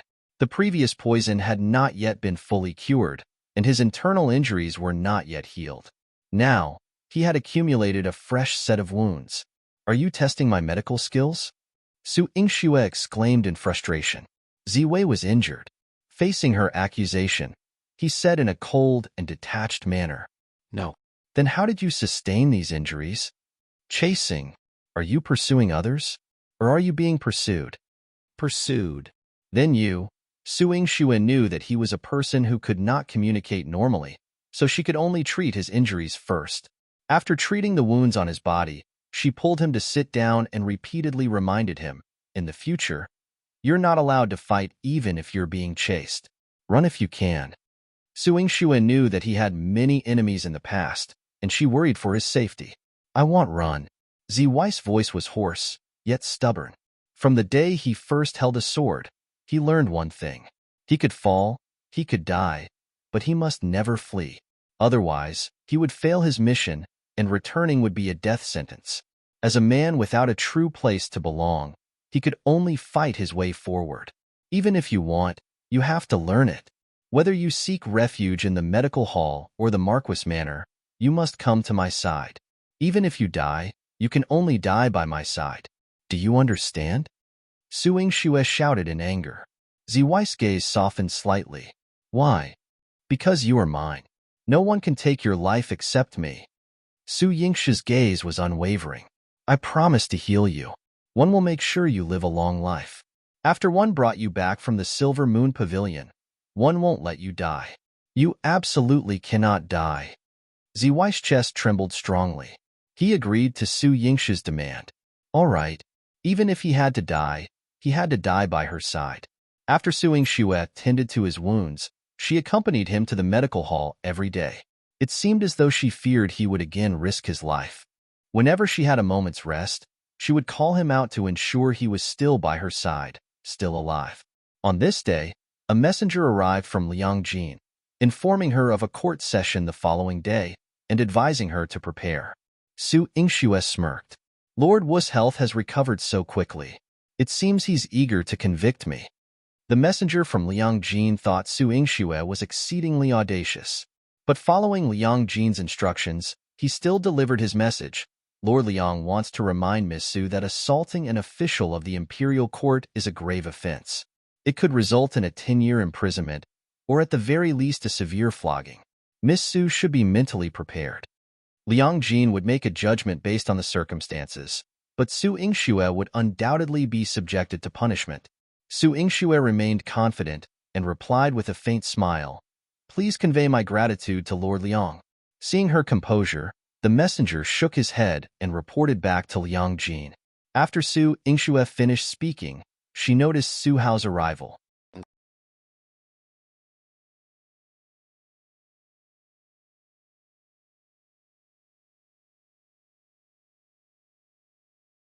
Chapter 117. Su Hao's intentions. He removed his battle armor and donned a black robe with embroidered cloud patterns. Tall, handsome, and full of charisma, he caught the attention of the young ladies on the street, causing them to pause and cast flirtatious glances. Intentionally, Su Yingxue blocked his path. Brother, why bring so many gifts just to visit me? Su Hao carried a jewelry box in his hand and a bundle in his arms, emitting a rosy fragrance. With a hint of apology in his smile, he said, I rushed over from the military camp today and didn't have time to bring you a gift. If you want something, just let Xu Yin know. They'll make sure to bring it next time. Su Yingxue sighed softly, pretending to be jealous. All of these are for Sister Jinyan. I didn't get anything. Su Hao wanted to rub her head, but his hands were full of things. He could only promise. What do you want? They'll bring it to you next time. This time, it was too rushed. These are all for Yenner's reference. Since she's managing a shop now, I need to get her things for reference. Brother, is this just for reference? One suspect you visited every cosmetic store in Jiangdu City. Su Yingxue teased, looking at his abundance of items. Su Hao mentioned that he came from the military camplate, yet his dusty appearance didn't match his claimed origin. Seeing Su Hao struggling to respond, Su Yingxue playfully pushed him toward the stairs. All right, brother, go. If one wants something, I won't hold back next time. Humph. Su Hao turned back, flashing a smile before carrying his load to find Wu Jinyan. Su Yingxue leaned against the door and watched Su Hao go upstairs. At this moment, Jilan also came down after bringing medicine to Wu Jinyan. She approached Su Yingxue with an envious expression. Miss, eldest young master is so good to Miss Jinyan. Miss Wu was shocked by the makeup and jewelry he brought. She didn't expect eldest young master to be so proactive and attentive. Su Yingxue smiled knowingly. Brother isn't a libertine. He's always been attentive and caring towards loved ones. Even though he cared for Wu Jinyan, Su Yingxue knew she'd always have a place in his heart. Miss, you have someone caring for you just like eldest young master. Moreover, the 9th prince. Silly girl, what are you saying? Su Yingxue covered her mouth and gave Jilan a warning look before leading her back to the treatment room. Jilan smirked. One didn't even finish speaking, and you're already getting nervous. Clearly, you understand that your highness treats you well. He treats me normally, Su Yingxue replied, her face cool. Chui Han had countless beautiful women around him, so there might be women around him with some connection. Jilan saw her indifference and grew more anxious. Miss, please don't say that. The 9th prince hasn't married for years and avoids women. It's widely known. But when he looks at you, his eyes are gentle. It's something I've never seen before. His gaze. You might be mistaken, Su Yingxue said, focusing on her medical book. Then there's one more thing that can't be wrong. Jilan blinked her clear and bright eyes. What are you implying? Your highness genuinely cares about you. Xilan's gaze was resolute. One never imagined I could enter the 9th prince's mansion to meet him and be treated as an esteemed guest. When I brought medicine for Miss Your Highness, his expression was always joyful.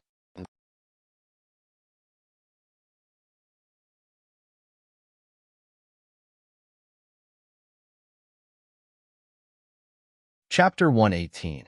A graceful old demon, I went to the prince's mansion to deliver medicine to Your Highness on behalf of Mississippi. Every time Your Highness received the medicine, his expression was exceedingly joyful. He couldn't help but inquire about the Miss condition, whether she was doing well or not, and even asked if there was anything she lacked. If it weren't for his sincerity, given Your Highness' status, why would he bother like this? Su Yingxue's gaze became somewhat uneasy. That's just Your Highness being courteous. After all, concocting medicine for his injuries does have some benefits. Miss, don't be disingenuous. Could it be that you truly don't like Your Highness? In our great Qing dynasty, many women hold admiration for Your Highness and harbor dreams of marrying him. Your Highness has only eyes for you. Jilan looked at Su Yingxue with eager eyes. She hoped to catch a glimpse of concern on Su Yingxue's face. However, after observing for a while, Su Yingxue's expression remained cold. Su Yingxue calmly said, That's enough. Let's not mention this again. You may leave now.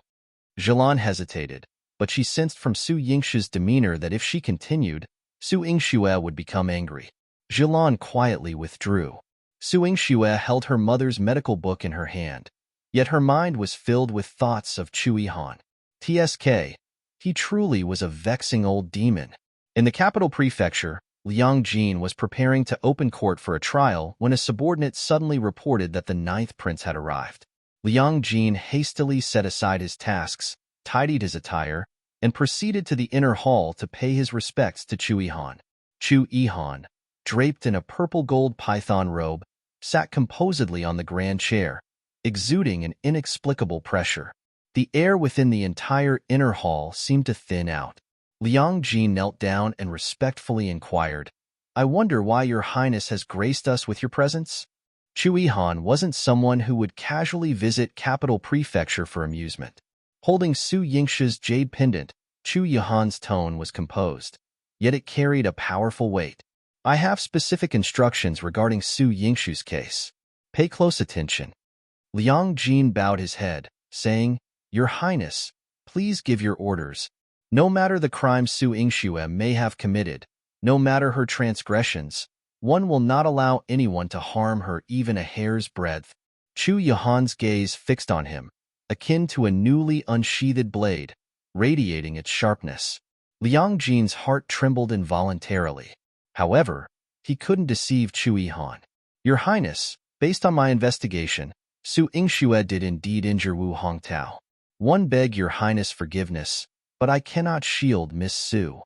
Whether you shield her or not is your affair. However, if you dare let Capital Prefecture's constables harm Su Yingxue, I wouldn't mind demolishing Capital Prefecture and reducing it to rubble once your verdict is delivered." Chu Yihan's thin lips casually uttered these words, appearing nonchalant, yet a trace of mischief lingered in his eyes. But to Liang Jin, this statement was like an enormous weight pressing on his chest. He would never shield Su Yingxue. The crime must be met with punishment. Yet, Chu Yihan's words suggested the potential demolition of Capital Prefecture. Liang Jin closed his eyes. He understood that Chu Yihan had never made empty threats. In Capital Prefecture, outside the courtroom, a crowd of onlookers had gathered. Although they came to witness the spectacle, they remained silent, not daring to utter a sound. Holding an account book, Su Yingxue stood in the defendant's spot. Opposite her, Wu Hongtao stood with the support of a crutch. His injuries hadn't fully healed. His face was pale, and even standing was a struggle, causing sweat to bead on his forehead. Nevertheless, he persisted in attending the trial. Su Yingxue chuckled inwardly. Just how deep was his animosity towards her, to summon such strong determination to confront her in court?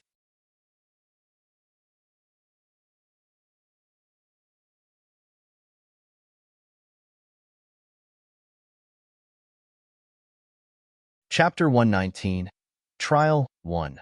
Wu Hongtao happened to look directly at her, his eyes brimming with hatred, resembling a fierce beast that longed to devour Su Yingxue in one gulp. Su Yingxue shrugged her shoulders, nonchalant as ever. It was as if she was not standing in the proper and solemn court, but was sunbathing in her backyard. Wu Hongtao already hated Su Yingxue to the point that his teeth itched. One of his daughters had broken limbs and was recuperating at home. When he heard that his two sons' careers were ruined, he was so angry that he spat out blood. He was almost angered to death. Today, he was determined not to spare this wretched Su Yingxue. Silence. Liang Jin sat in a commanding position, dressed in official attire, exuding seriousness. Despite the pressure from Chu Yihan, he remained solemn and fair. Today, there is a case of Wu Hongtao suing Su Yingxue. 1. As the presiding official, am convening this court session. Are both the plaintiff, Wu Hongtao, and the defendant, Su Yingxue, present? Liang Jin's tone was authoritative.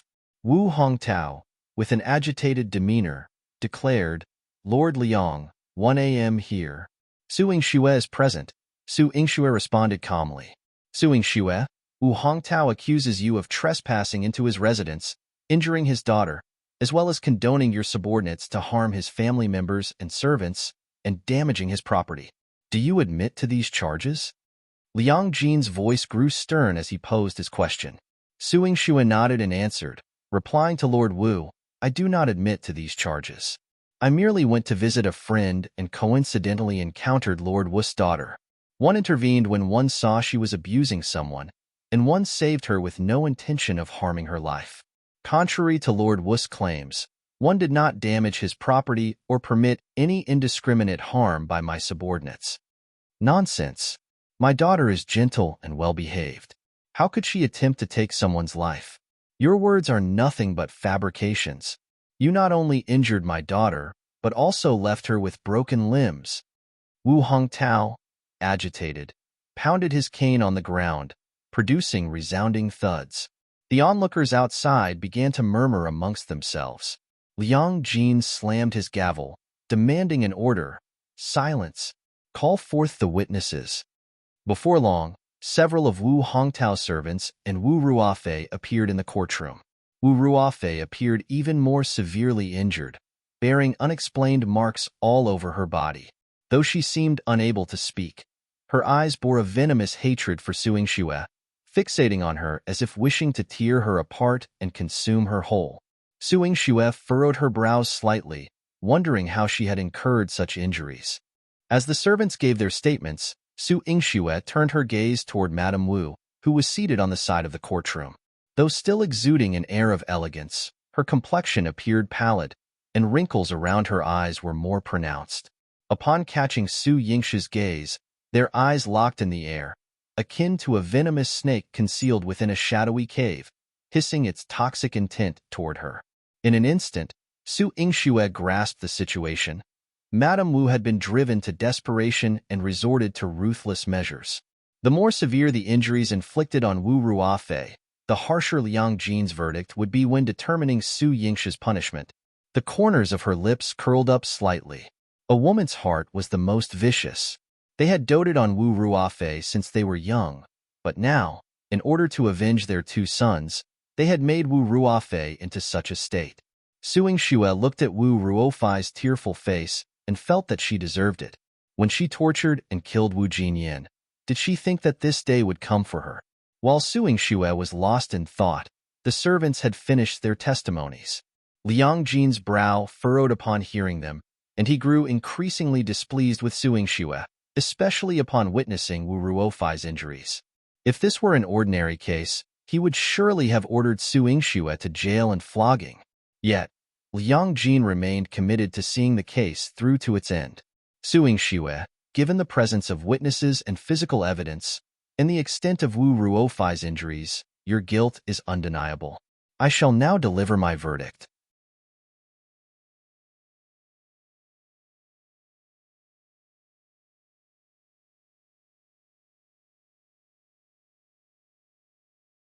Chapter 120. Trial 2. Wait, Lord Liang. One wish to present my defense. Su Yingxue stepped towards Wu Ruofei. Liang Jin maintained a stern expression, saying, Go on. When I witnessed Wu Ruofei killing Wu Jinyan, I did engage in a confrontation with her, but she was not injured to this extent. It might be better to let her speak about the situation at that time. Su Yingxue raised an eyebrow and glanced at Wu Ruofei. Wu Ruofei opened her mouth and began speaking in an incomprehensible foreign language. Liang Jin noticed the issue and questioned, What is happening? Wu Ruofei, speak clearly. Wu Ruofei struggled to open her mouth. She managed to produce breath, but couldn't utter anything understandable. Liang Jin promptly called for a doctor. Madame Wu hurriedly explained, Lord Liang. The doctor said that Ruofei suffered a significant emotional shock, affecting her ability to speak properly. On the day her limbs were broken, she was in excruciating pain.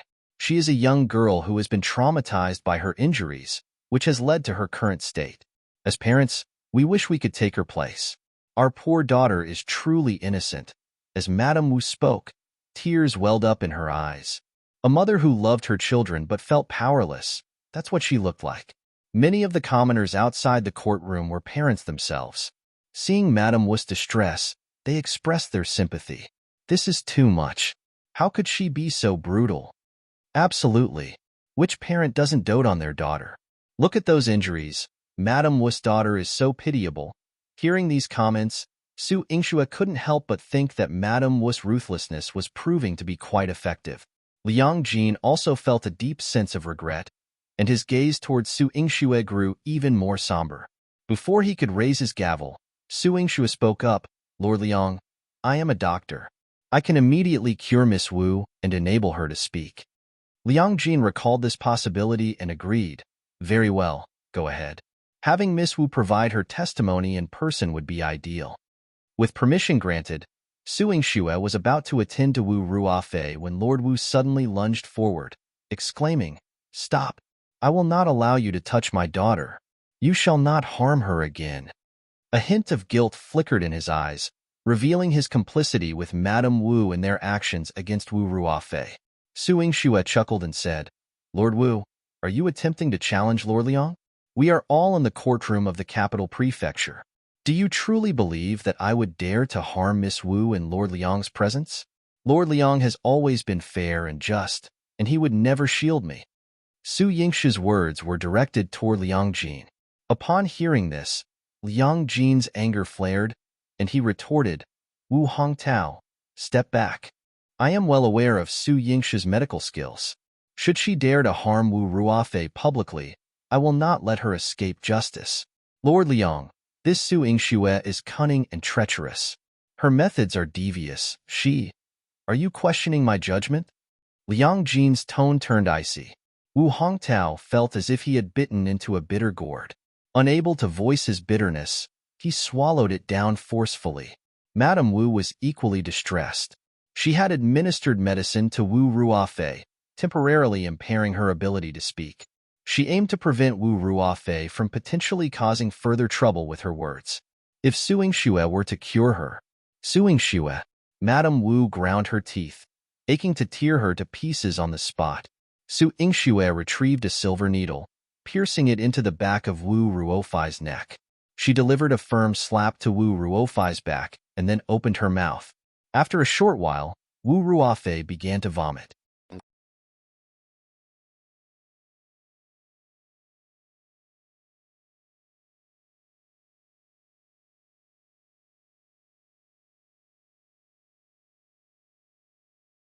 Chapter 121. Pleased after she finished vomiting, she immediately pointed at Su Yingxue and cursed, Su Yingxue, you bitch, that hurt so much. Su Yingxue spread her hands innocently. Everyone in the hall is a witness. One induced vomiting to help you speak. She turned to look at Liang Jin. Lord Liang, Miss Wu can already speak. Liang Jin stroked his beard, his admiration for Su Yingxue's medical skills increasing further. It's all because of you. Su Yingxue, it's all you do that I've ended up with this. My whole body hurts. I'm in so much pain. Sob, sob, sob. Wu Ruofei cried heartrendingly. I didn't cause your injuries. What's the use of yelling at me? Su Yingxue retorted disdainfully. Wu Ruofei continued crying out. If it weren't for you, why would my parents do this to me? Sob, sob, sob. My injuries weren't originally this severe. It's all because of you. You harmed my brothers, and that's why they hit me. That's why one ended up like this. Wu Hongtao hastily covered Wu Ruofei's mouth, his face turning red with anger. You fool. What nonsense are you spouting? Su Yingxue shrugged her shoulders. This was Wu Ruofei's nature. Her brain was merely a decoration. With a little enticement, she would reveal the truth on her own. Ruofei, don't be so confused and blurt out nonsense. Your injuries were caused by Su Yingxue. Madame Wu sternly reminded her, her unyielding anger repeatedly tormenting her. How could she have raised such a foolish person? Not only was Wu Ruofei in so much pain, but she was also being scolded. She felt so wrong that she did not dare to speak again. However, Liang Jin had heard every word she said just now. He pointed angrily at Wu Hongtao. Wu Hongtao, you even attacked your daughter and obstructed my trial. I will sentence you and your wife to 10 strokes. In being wronged, Lord Liang, it's all Su Yingxue's fault. She bewitched my daughter. Wu Hongtao trembled all over, his heart now filled with a desire to kill Su Yingxue. He had already endured numerous lashings. Today he was enduring 10 more. This might just cost him his life. Don't talk nonsense. Men, execute the punishment immediately. Liang Jin acted swiftly, instructing his officers to position Wu Hongtao and Madame Wu in the hall. Each received 10 lashes before the trial continued. After the lashings, Wu Hongtao could barely stand straight. Madame Wu's blood-red eyes were still filled with hatred. One don't believe it. I refuse to believe that Su Yingxue will escape punishment. The beating she was enduring now was bound to be repaid upon Su Yingxue. Wu Ruofei didn't expect that her random words would cause her parents to be beaten up. She watched them being beaten up and was stunned. After her parents were beaten up, she fainted from shock. Within the capital prefecture, there was no shortage of doctors. The doctors and the female bailiffs came to examine Wu Ruofai's injuries. After the examination, they confirmed that Wu Ruofai's limbs were broken and the injuries on her body were new. Although Wu Hongtao and his wife obstructed the integrity of the case, Su Yingxue, it is a fact that Wu Ruofai's limbs were broken. You caused this. Do you admit it? Liang Jin demanded sternly. Faced with this accusation, Su Yingxue knew that denying it would be futile. She nodded and said, Indeed, one did break Miss Wu's limbs. In that moment of desperation, I injured her while trying to save Wu Jinyan.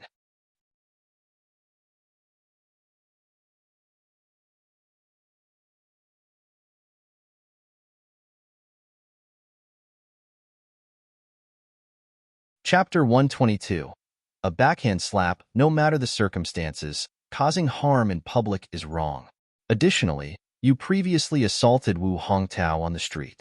Both these incidents have witnesses and evidence. Am I stating the facts correctly? Su Yingxue pursed her lips. No. Then I shall pronounce the sentence. You, Lord, please wait. A voice from outside the hall rang out. That was Wu Jinyan's voice. Su Yingxue frowned and glanced over. Sister Jinyan, I told you there was no need to come. I can handle the situation today. Wu Jinyan formally declared her identity and, being a witness, Liang Jin permitted her entry into the courtroom. She walked over to Su Yingxue's side and spoke gently. Your troubles were caused for my sake. How could I just stand by? Su Yingxue was unsure of how to respond. Originally, she was concerned about Wu Jinyan's feelings. After all, it was her father and family who were facing her in court today. Wu Jinyan stood with a dignified posture in front of Liang Jin. Lord, my presence is crucial in this case. Regarding the details of Su Yingxue's assault that day, I have something to say. Liang Jin maintained his impartiality. Please proceed. Wu Jinyan had also brought an elderly maid with her.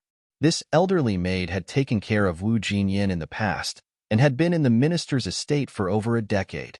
However, her status was low. Every time she saw Wu Jinyan being bullied, she could only feel sorry for her, but she could not save her. Now, Wu Jinyan had brought her to speak the truth.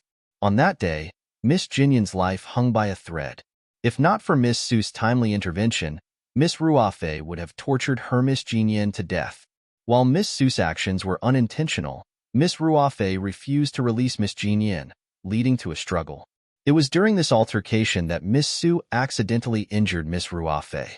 I have been served in the minister's estate for 20 years. Miss Jinyan has always lived a cautious life, which is why she has been able to grow to this day. She is pitiful. Miss Su did it to save her life. I hope that Lord will take into account Miss Su's eagerness to save others and sentence Miss Su lightly. The elderly maid kowtowed Liang Jin repeatedly, and Liang Jin suddenly felt emotional. Wu Hongtao regained some strength and stood up, proceeding to kick the elderly maid. You wretched slave! What use is there in keeping you? Get out of the minister's estate. And you, Wu Jinyan. Without hesitation, he slapped her forcefully, causing her to fall to the ground. I am your father. When have I mistreated you? Now, you've conspired with outsiders, harmed your sister, and even testified against your own father. You are an unfaithful and unfilial wretch. I don't have a daughter like you. Wu Hongtao, you're asking for trouble? Su Yingxue helped Wu Jinyan up, and a murderous look appeared in her eyes. Wu Hongtao trembled in fear, but before Liang Jin, he was not afraid that Su Yingxue would make a move. However, what truly terrified him was Wu Jinyan. Releasing Su Yingxue's hand, Wu Jinyan softly reassured her, I'm fine. Though Wu Jinyan's face was flushed red, it didn't diminish her elegant and refined beauty. She faced Wu Hongtao and straightened her back. Father, that slap just now severed all ties with the past. Wu Hongtao sneered. You're not even worthy to speak such words to me. Your mother was a prostitute back then. I took her in out of pity. And now, you're emulating her lowly ways, shamelessly seducing others. I should have. Smack. Wu Jinyan backhandedly slapped Wu Hongtao across the face. The atmosphere immediately grew tense. Even in Su Yingshi's exquisitely beautiful eyes, there was an expression of disbelief. The usually gentle and cautious Wu Jinyan had struck her father.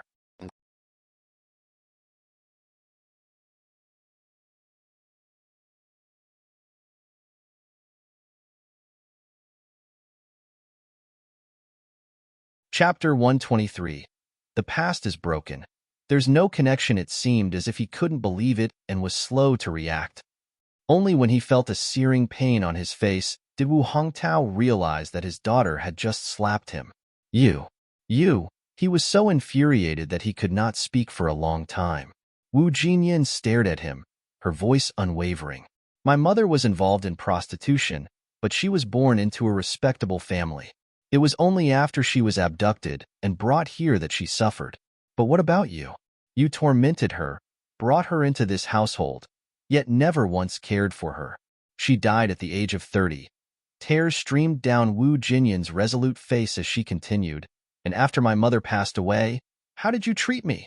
You never fulfilled the responsibilities of a husband or a father, but you did give me life and raise me. So, for all these years, regardless of the humiliations I endured from Madam and my sister, one never held any grudge against you as my father. However, do you deserve to be called father by me again? You rebellious daughter, how dare you utter such words? Madam's indulgence has spoiled you. Wu Hongtao appeared like a clown whose mask had been stripped off, enraged and humiliated. He resorted to hitting and verbally abusing Wu Jinyan. Wu Jinyan endured each blow and insult, calmly stating, "Today, we sever our ties. From now on, there will be no connection between us." Wu Hongtao's anger overwhelmed him, causing him to faint. What a daughter, and what a daughter raised by a woman with a scandalous past. When Liang Jin saw Wu Hongtao faint, he immediately waved his hand and asked someone to carry him to the side hall. He called for a doctor to examine Wu Hongtao. The doctor diagnosed him with an episode of anger-induced distress, questioning if he could continue the trial today. Liang Jin turned around and glanced at Wu Jinyan. His heart ached for her, but he was helpless. His attention shifted to Su Yingxue, and a spark of hope emerged. Su Yingxue, let's conclude today's proceedings. If you can revive Lord Wu, I will adjourn this case today. Liang Jin detested unnecessary delays. When the facts were clear, he loathed prolonging matters. Across the entire capital prefecture, who knew how many pending cases awaited resolution? Lord Liang, let's adjourn the session for today. Chu Yihan entered the side hall, his authoritative voice laden with immense pressure that made even breathing difficult. Approaching Su Yingshu's side, Wu Jinyan stood by her. Liang Jin's expression revealed his dilemma. Ninth Prince, given your esteemed position, you must understand that prolonging this case is not advisable. Do you disregard my words, Lord Liang? Chu Yihan's intense gaze cast a deeper weight upon Liang Jin's shoulders. He found himself momentarily speechless. Lord Liang, after you complete the trial, they'll cooperate with you to revive Lord Wu. However, I wish to treat him privately, with all of you leaving the room. Su Yingxue held a notebook beneath her arm, appearing carefree and innocently girlish. Liang Jin shook his head decisively. I must oversee your treatment of Lord Wu. After all, your medical skills are quite extraordinary. Her ability to cure his madam, rescue Consort Xiang, and elicit the truth from Wu Ruofei with a single needle left Liang Jin somewhat suspicious of her methods. As the capital governor, he was bound to maintain fairness and impartiality. Lord Liang, my expertise is in medicine, not sorcery. One can't manipulate a person, and I certainly won't bring harm to Lord Wu. Su Yingshu's expression held genuine innocence. The weight Chu Yihan exerted upon Liang Jin was substantial. Thus, he was unwilling to take any risks.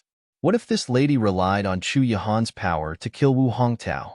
With Chu Yihan around, this was not impossible.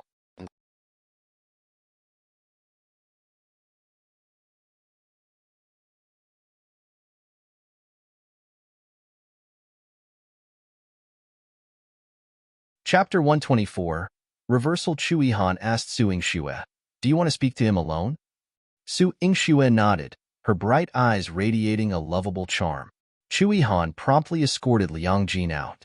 Wu Jinyan and the doctor also tactfully exited the room. Liang Jin remained concerned. Your Highness, this isn't advisable. It goes against the protocol. What if Su Yingxue? My word is the protocol. Inside the room, Su Yingxue burst into laughter upon hearing Chu Yihan's words. Indeed, he was a truly domineering Your Highness. She approached the bedside, administering a few needles to Wu Hongtao. Then, she gave Wu Hongtao a pill and he woke up. Seeing her by his bedside, Wu Hongtao would have preferred to faint once again. He shut his eyes and let out a disdainful snort. Don't think that saving me will make me spare you, Su Yingxue. Don't even dream of evading your culpability. Sigh, Lord Wu, whether I evade culpability or not is another matter. Why don't you consider how you can absolve yourself of guilt? Su Yingxue playfully slapped the account book onto Wu Hongtao's face. Wu Hongtao opened the account book, gritting his teeth with anger. Su Yingxue, you dare. Before he could finish, he read the words on the account book and his heart tightened instantly, his face turning pale. This? How? How did this end up in her hands? How did she know? Wu Hongtao felt like the sky was crashing down on him. Upon waking, Liang Jin even examined Wu Hongtao's condition before resuming the trial. Wu Hongtao's complexion was so poor, he seemed like a tottering kite that could collapse at any moment. Liang Jin couldn't help but worry. Lord Wu, can you manage to attend the trial? Wu Hongtao stuttered. He wanted to say that he couldn't go through with it. Was it important for him to attend the court now? However, with Su Yingxue standing in the courtroom, smiling at him, Wu Hongtao nearly choked himself. He exhaled heavily. Proceed to the courtroom. 111 admit my wrongdoing. Liang Jin's mind was filled with doubts. As the court session resumed, Wu Ruofei was carried away, and Madame Wu was called in as a witness. In response to the testimonies of Wu Jinyan and the elderly maid, Madame Wu also led her servants into the courtroom.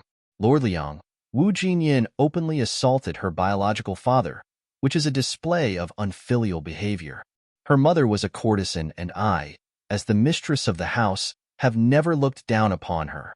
I treated her with the utmost respect and even granted her the status of a concubine. However, her actions are beyond what the minister's estate can tolerate. While she was once dissatisfied with the treatment she received at the minister's estate, my expenditures as the mistress might not even exceed hers. Thus, this situation arose. After her untimely demise, I treated her daughter, Jin Yin, as my own. Yet, despite all this, she still managed to cause trouble. Jin Yin was dissatisfied with me, the mistress, and even conspired with outsiders. It's truly heartbreaking. With Madame Wu's superb acting skills, she cried whenever she wanted in the hall. Wu Jinyan was so angry that her face turned red and her hands clenched into fists. Su Yingxue comforted her by patting her hand, saying, Sister, don't be anxious. Upon hearing her mother being insulted, Wu Jinyan felt a surge of indignation. After Su Yingxue's reassuring words, she suddenly calmed down. Did you prepare for this? Su Yingxue nodded. Yes, sister, don't worry. Wu Jinyan and Su Yingxue stood together in the courtroom, listening to Madame Wu's tearful account. Meanwhile, Liang Jin contemplated how to make a fair judgment. Smack! Suddenly, the crisp sound of a slap echoed through the air. Liang Jin was momentarily stunned. Wu Jinyan could hardly believe it either. But the most stinging blow was felt by Madame Wu.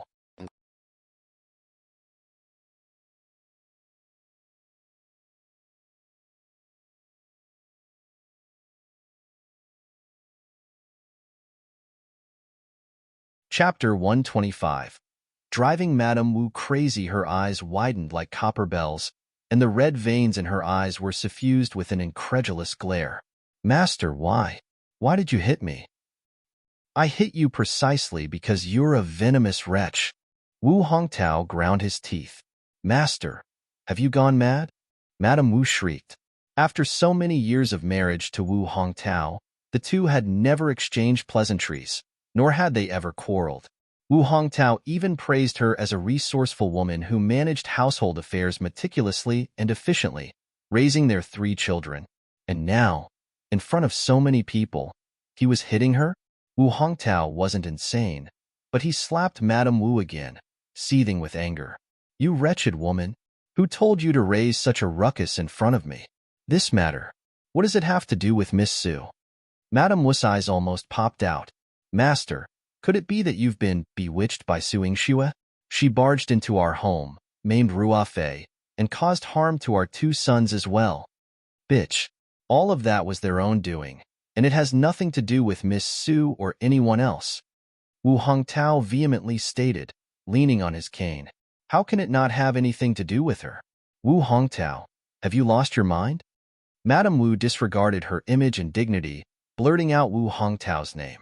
In order to ensure Su Yingxue faced the punishment she deserved, she harmed her precious daughter, Wu Ruofei. She had endured it until now, but now Wu Hongtao was retreating. No, she couldn't accept this. Lord Liang, Su Yingxue must have poisoned my husband. Please, Lord Liang, administer justice for our Wu family and severely punish this murderer. Suing him. Madame Wu's eyes were bloodshot as she pleaded. Lord Liang, this case was falsely reported. It has nothing to do with Miss Su. My daughter's injuries. She caused them herself. It has nothing to do with Jin Yin. It's all my fault as a father for not disciplining her properly. Please, exonerate Miss Su. Wu Hongtao knelt before Liang Jin. In terms of official position, Wu Hongtao's rank wasn't lower than Liang Jin's, even though Liang Jin's capital prefecture had to respect him. However, Wu Hongtao's kneeling was too swift and sincere, making Liang Jin unable to figure out what had happened. He questioned once more, Lord Wu, are you certain it was a false accusation? It's not just false accusation. One want to withdraw the case and apologize to Miss Su. Because of my poor parenting, Jin Yin endured this humiliation. It's all my fault. Wu Hongtao sobbed. He even faced Wu Jinyin and bowed his head to apologize. Jinyin, it's all my fault. I mistreated your mother in the past and didn't treat you well either. That's why you've suffered for so many years. This time too. It's my fault. Wu Jinyin's eyes were red. At this moment, the pent-up frustration in her heart found an outlet, and it all poured out. Your apology means nothing, she declared coldly. I've said it before, I sever all ties with you. You are no longer my father. From this day forward, Wu Jinyin had no father, and she cared not. Wu Hongtao's face turned a pallid gray. He begged Liang Jin pitifully, requesting the case's dismissal. However, Liang Jin also ruled against him for false accusations and imposed a fine. As Liang Jin slammed the gavel down, before the final verdict was reached, Madame Wu rushed towards Su Yingxue like a madwoman. You, bitch! What poison did you administer to my husband, causing him to end up like this? How can I not blame you? It's all yours. It's all your fault.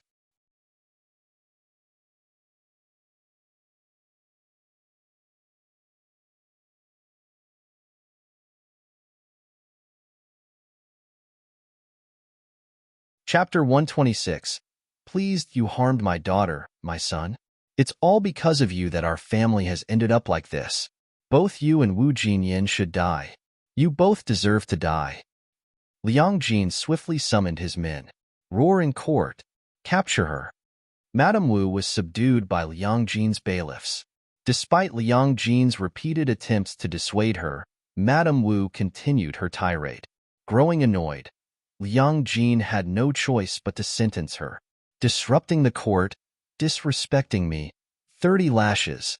No, that's not how it should be. Liang Jin, you, the capital governor, should have beaten Su Yingxue to death. She deserves to die. Madame Wu shouted at the top of her lungs, saliva dripping from the corner of her mouth. She had been the madam of a minister for many years, and all her years of dignity and image had been destroyed today. Both she and Wu Hongtao couldn't escape Liang Jin's punishment. Liang Jin beat them up in public. Once the beating was done, they were carried away by their servants. Many commoners who had attended the hearing witnessed the entire trial and cast scornful glances at them. Some even pelted them with rotten eggs and vegetables. Su Yingxue stood beside Wu Jinyan and asked her, "Sister Jinyan, do you feel relieved?" Wu Jinyan managed a bitter smile. "Yes, I do." However, she had also severed ties with her biological father. Now, she felt a sense of relief. Outside the courtroom, Su Hao was waiting. Su Yingxue waved at him and wanted to walk over with Wu Jinyan. Behind them, Liang Jin suddenly approached. "Miss Su, please wait. Want to have something to discuss with you." Su Yingxue nudged Wu Jinyan. "Sister, you and brother can leave first." "Wait, Yingxue, are you all right? They'll ask your brother to come and stay with you." Wu Jinyan was nervously sweating. She hadn't had a chance to ask Su Yingxue how she managed to get Wu Hongtao to confess and apologize to her. With the case now concluded and Liang Jin preventing her from leaving, she couldn't help but feel worried. "No need, brother rarely has free time. He needs to accompany you to the shop for decoration. Although I'm investing, if brother wants to contribute, I won't refuse." Su Yingxue smiled, reassuring Wu Jinyan to leave with Su Hao. She followed Liang Jin to the back hall. In the back hall, Liang Jin had someone prepare tea. After interrogating the case for half a day, Liang Jin's mouth was dry. He thought that Su Yingxue was the same. Su Yingxue finished her tea and looked at Liang Jin. "Lord Liang, do you want to ask if one poisoned Lord Wu?" Liang Jin shook his head. "I had a doctor examine Lord Wu's pulse, and there are no signs of poisoning. Even if I were to ask, Miss Su might not tell me. It's best not to inquire." A trace of surprise flickered in Su Yingxue's eyes. Liang Jin was indeed perceptive and had a deep understanding. "Then, Lord Liang, what would you like to discuss?" Liang Jin nodded. "Miss Su, you're intelligent. Since the court is adjourned, 1 a.m. no longer an official. Speaking as an elder, one wished to have a conversation with Miss Su." "Miss Su, are you aware that before the court session, the 9th prince visited me and said something?" Su Yingxue shook her head. "I am not aware." She hadn't paid attention to Chu Yihan's whereabouts. "Your Highness stated that if one were to harm you even slightly, he would reduce my capital prefecture to ruins." Liang Jin's tone grew somber. Su Yingxue's brow twitched. She hadn't expected Chu Yihan to be so. Well, there was nothing to be surprised about. In front of the emperor, Chu Yihan was domineering and fierce, and he might not even give a face to him, let alone Liang Jin. You're tuning in to the Romance Rendezvous YouTube channel.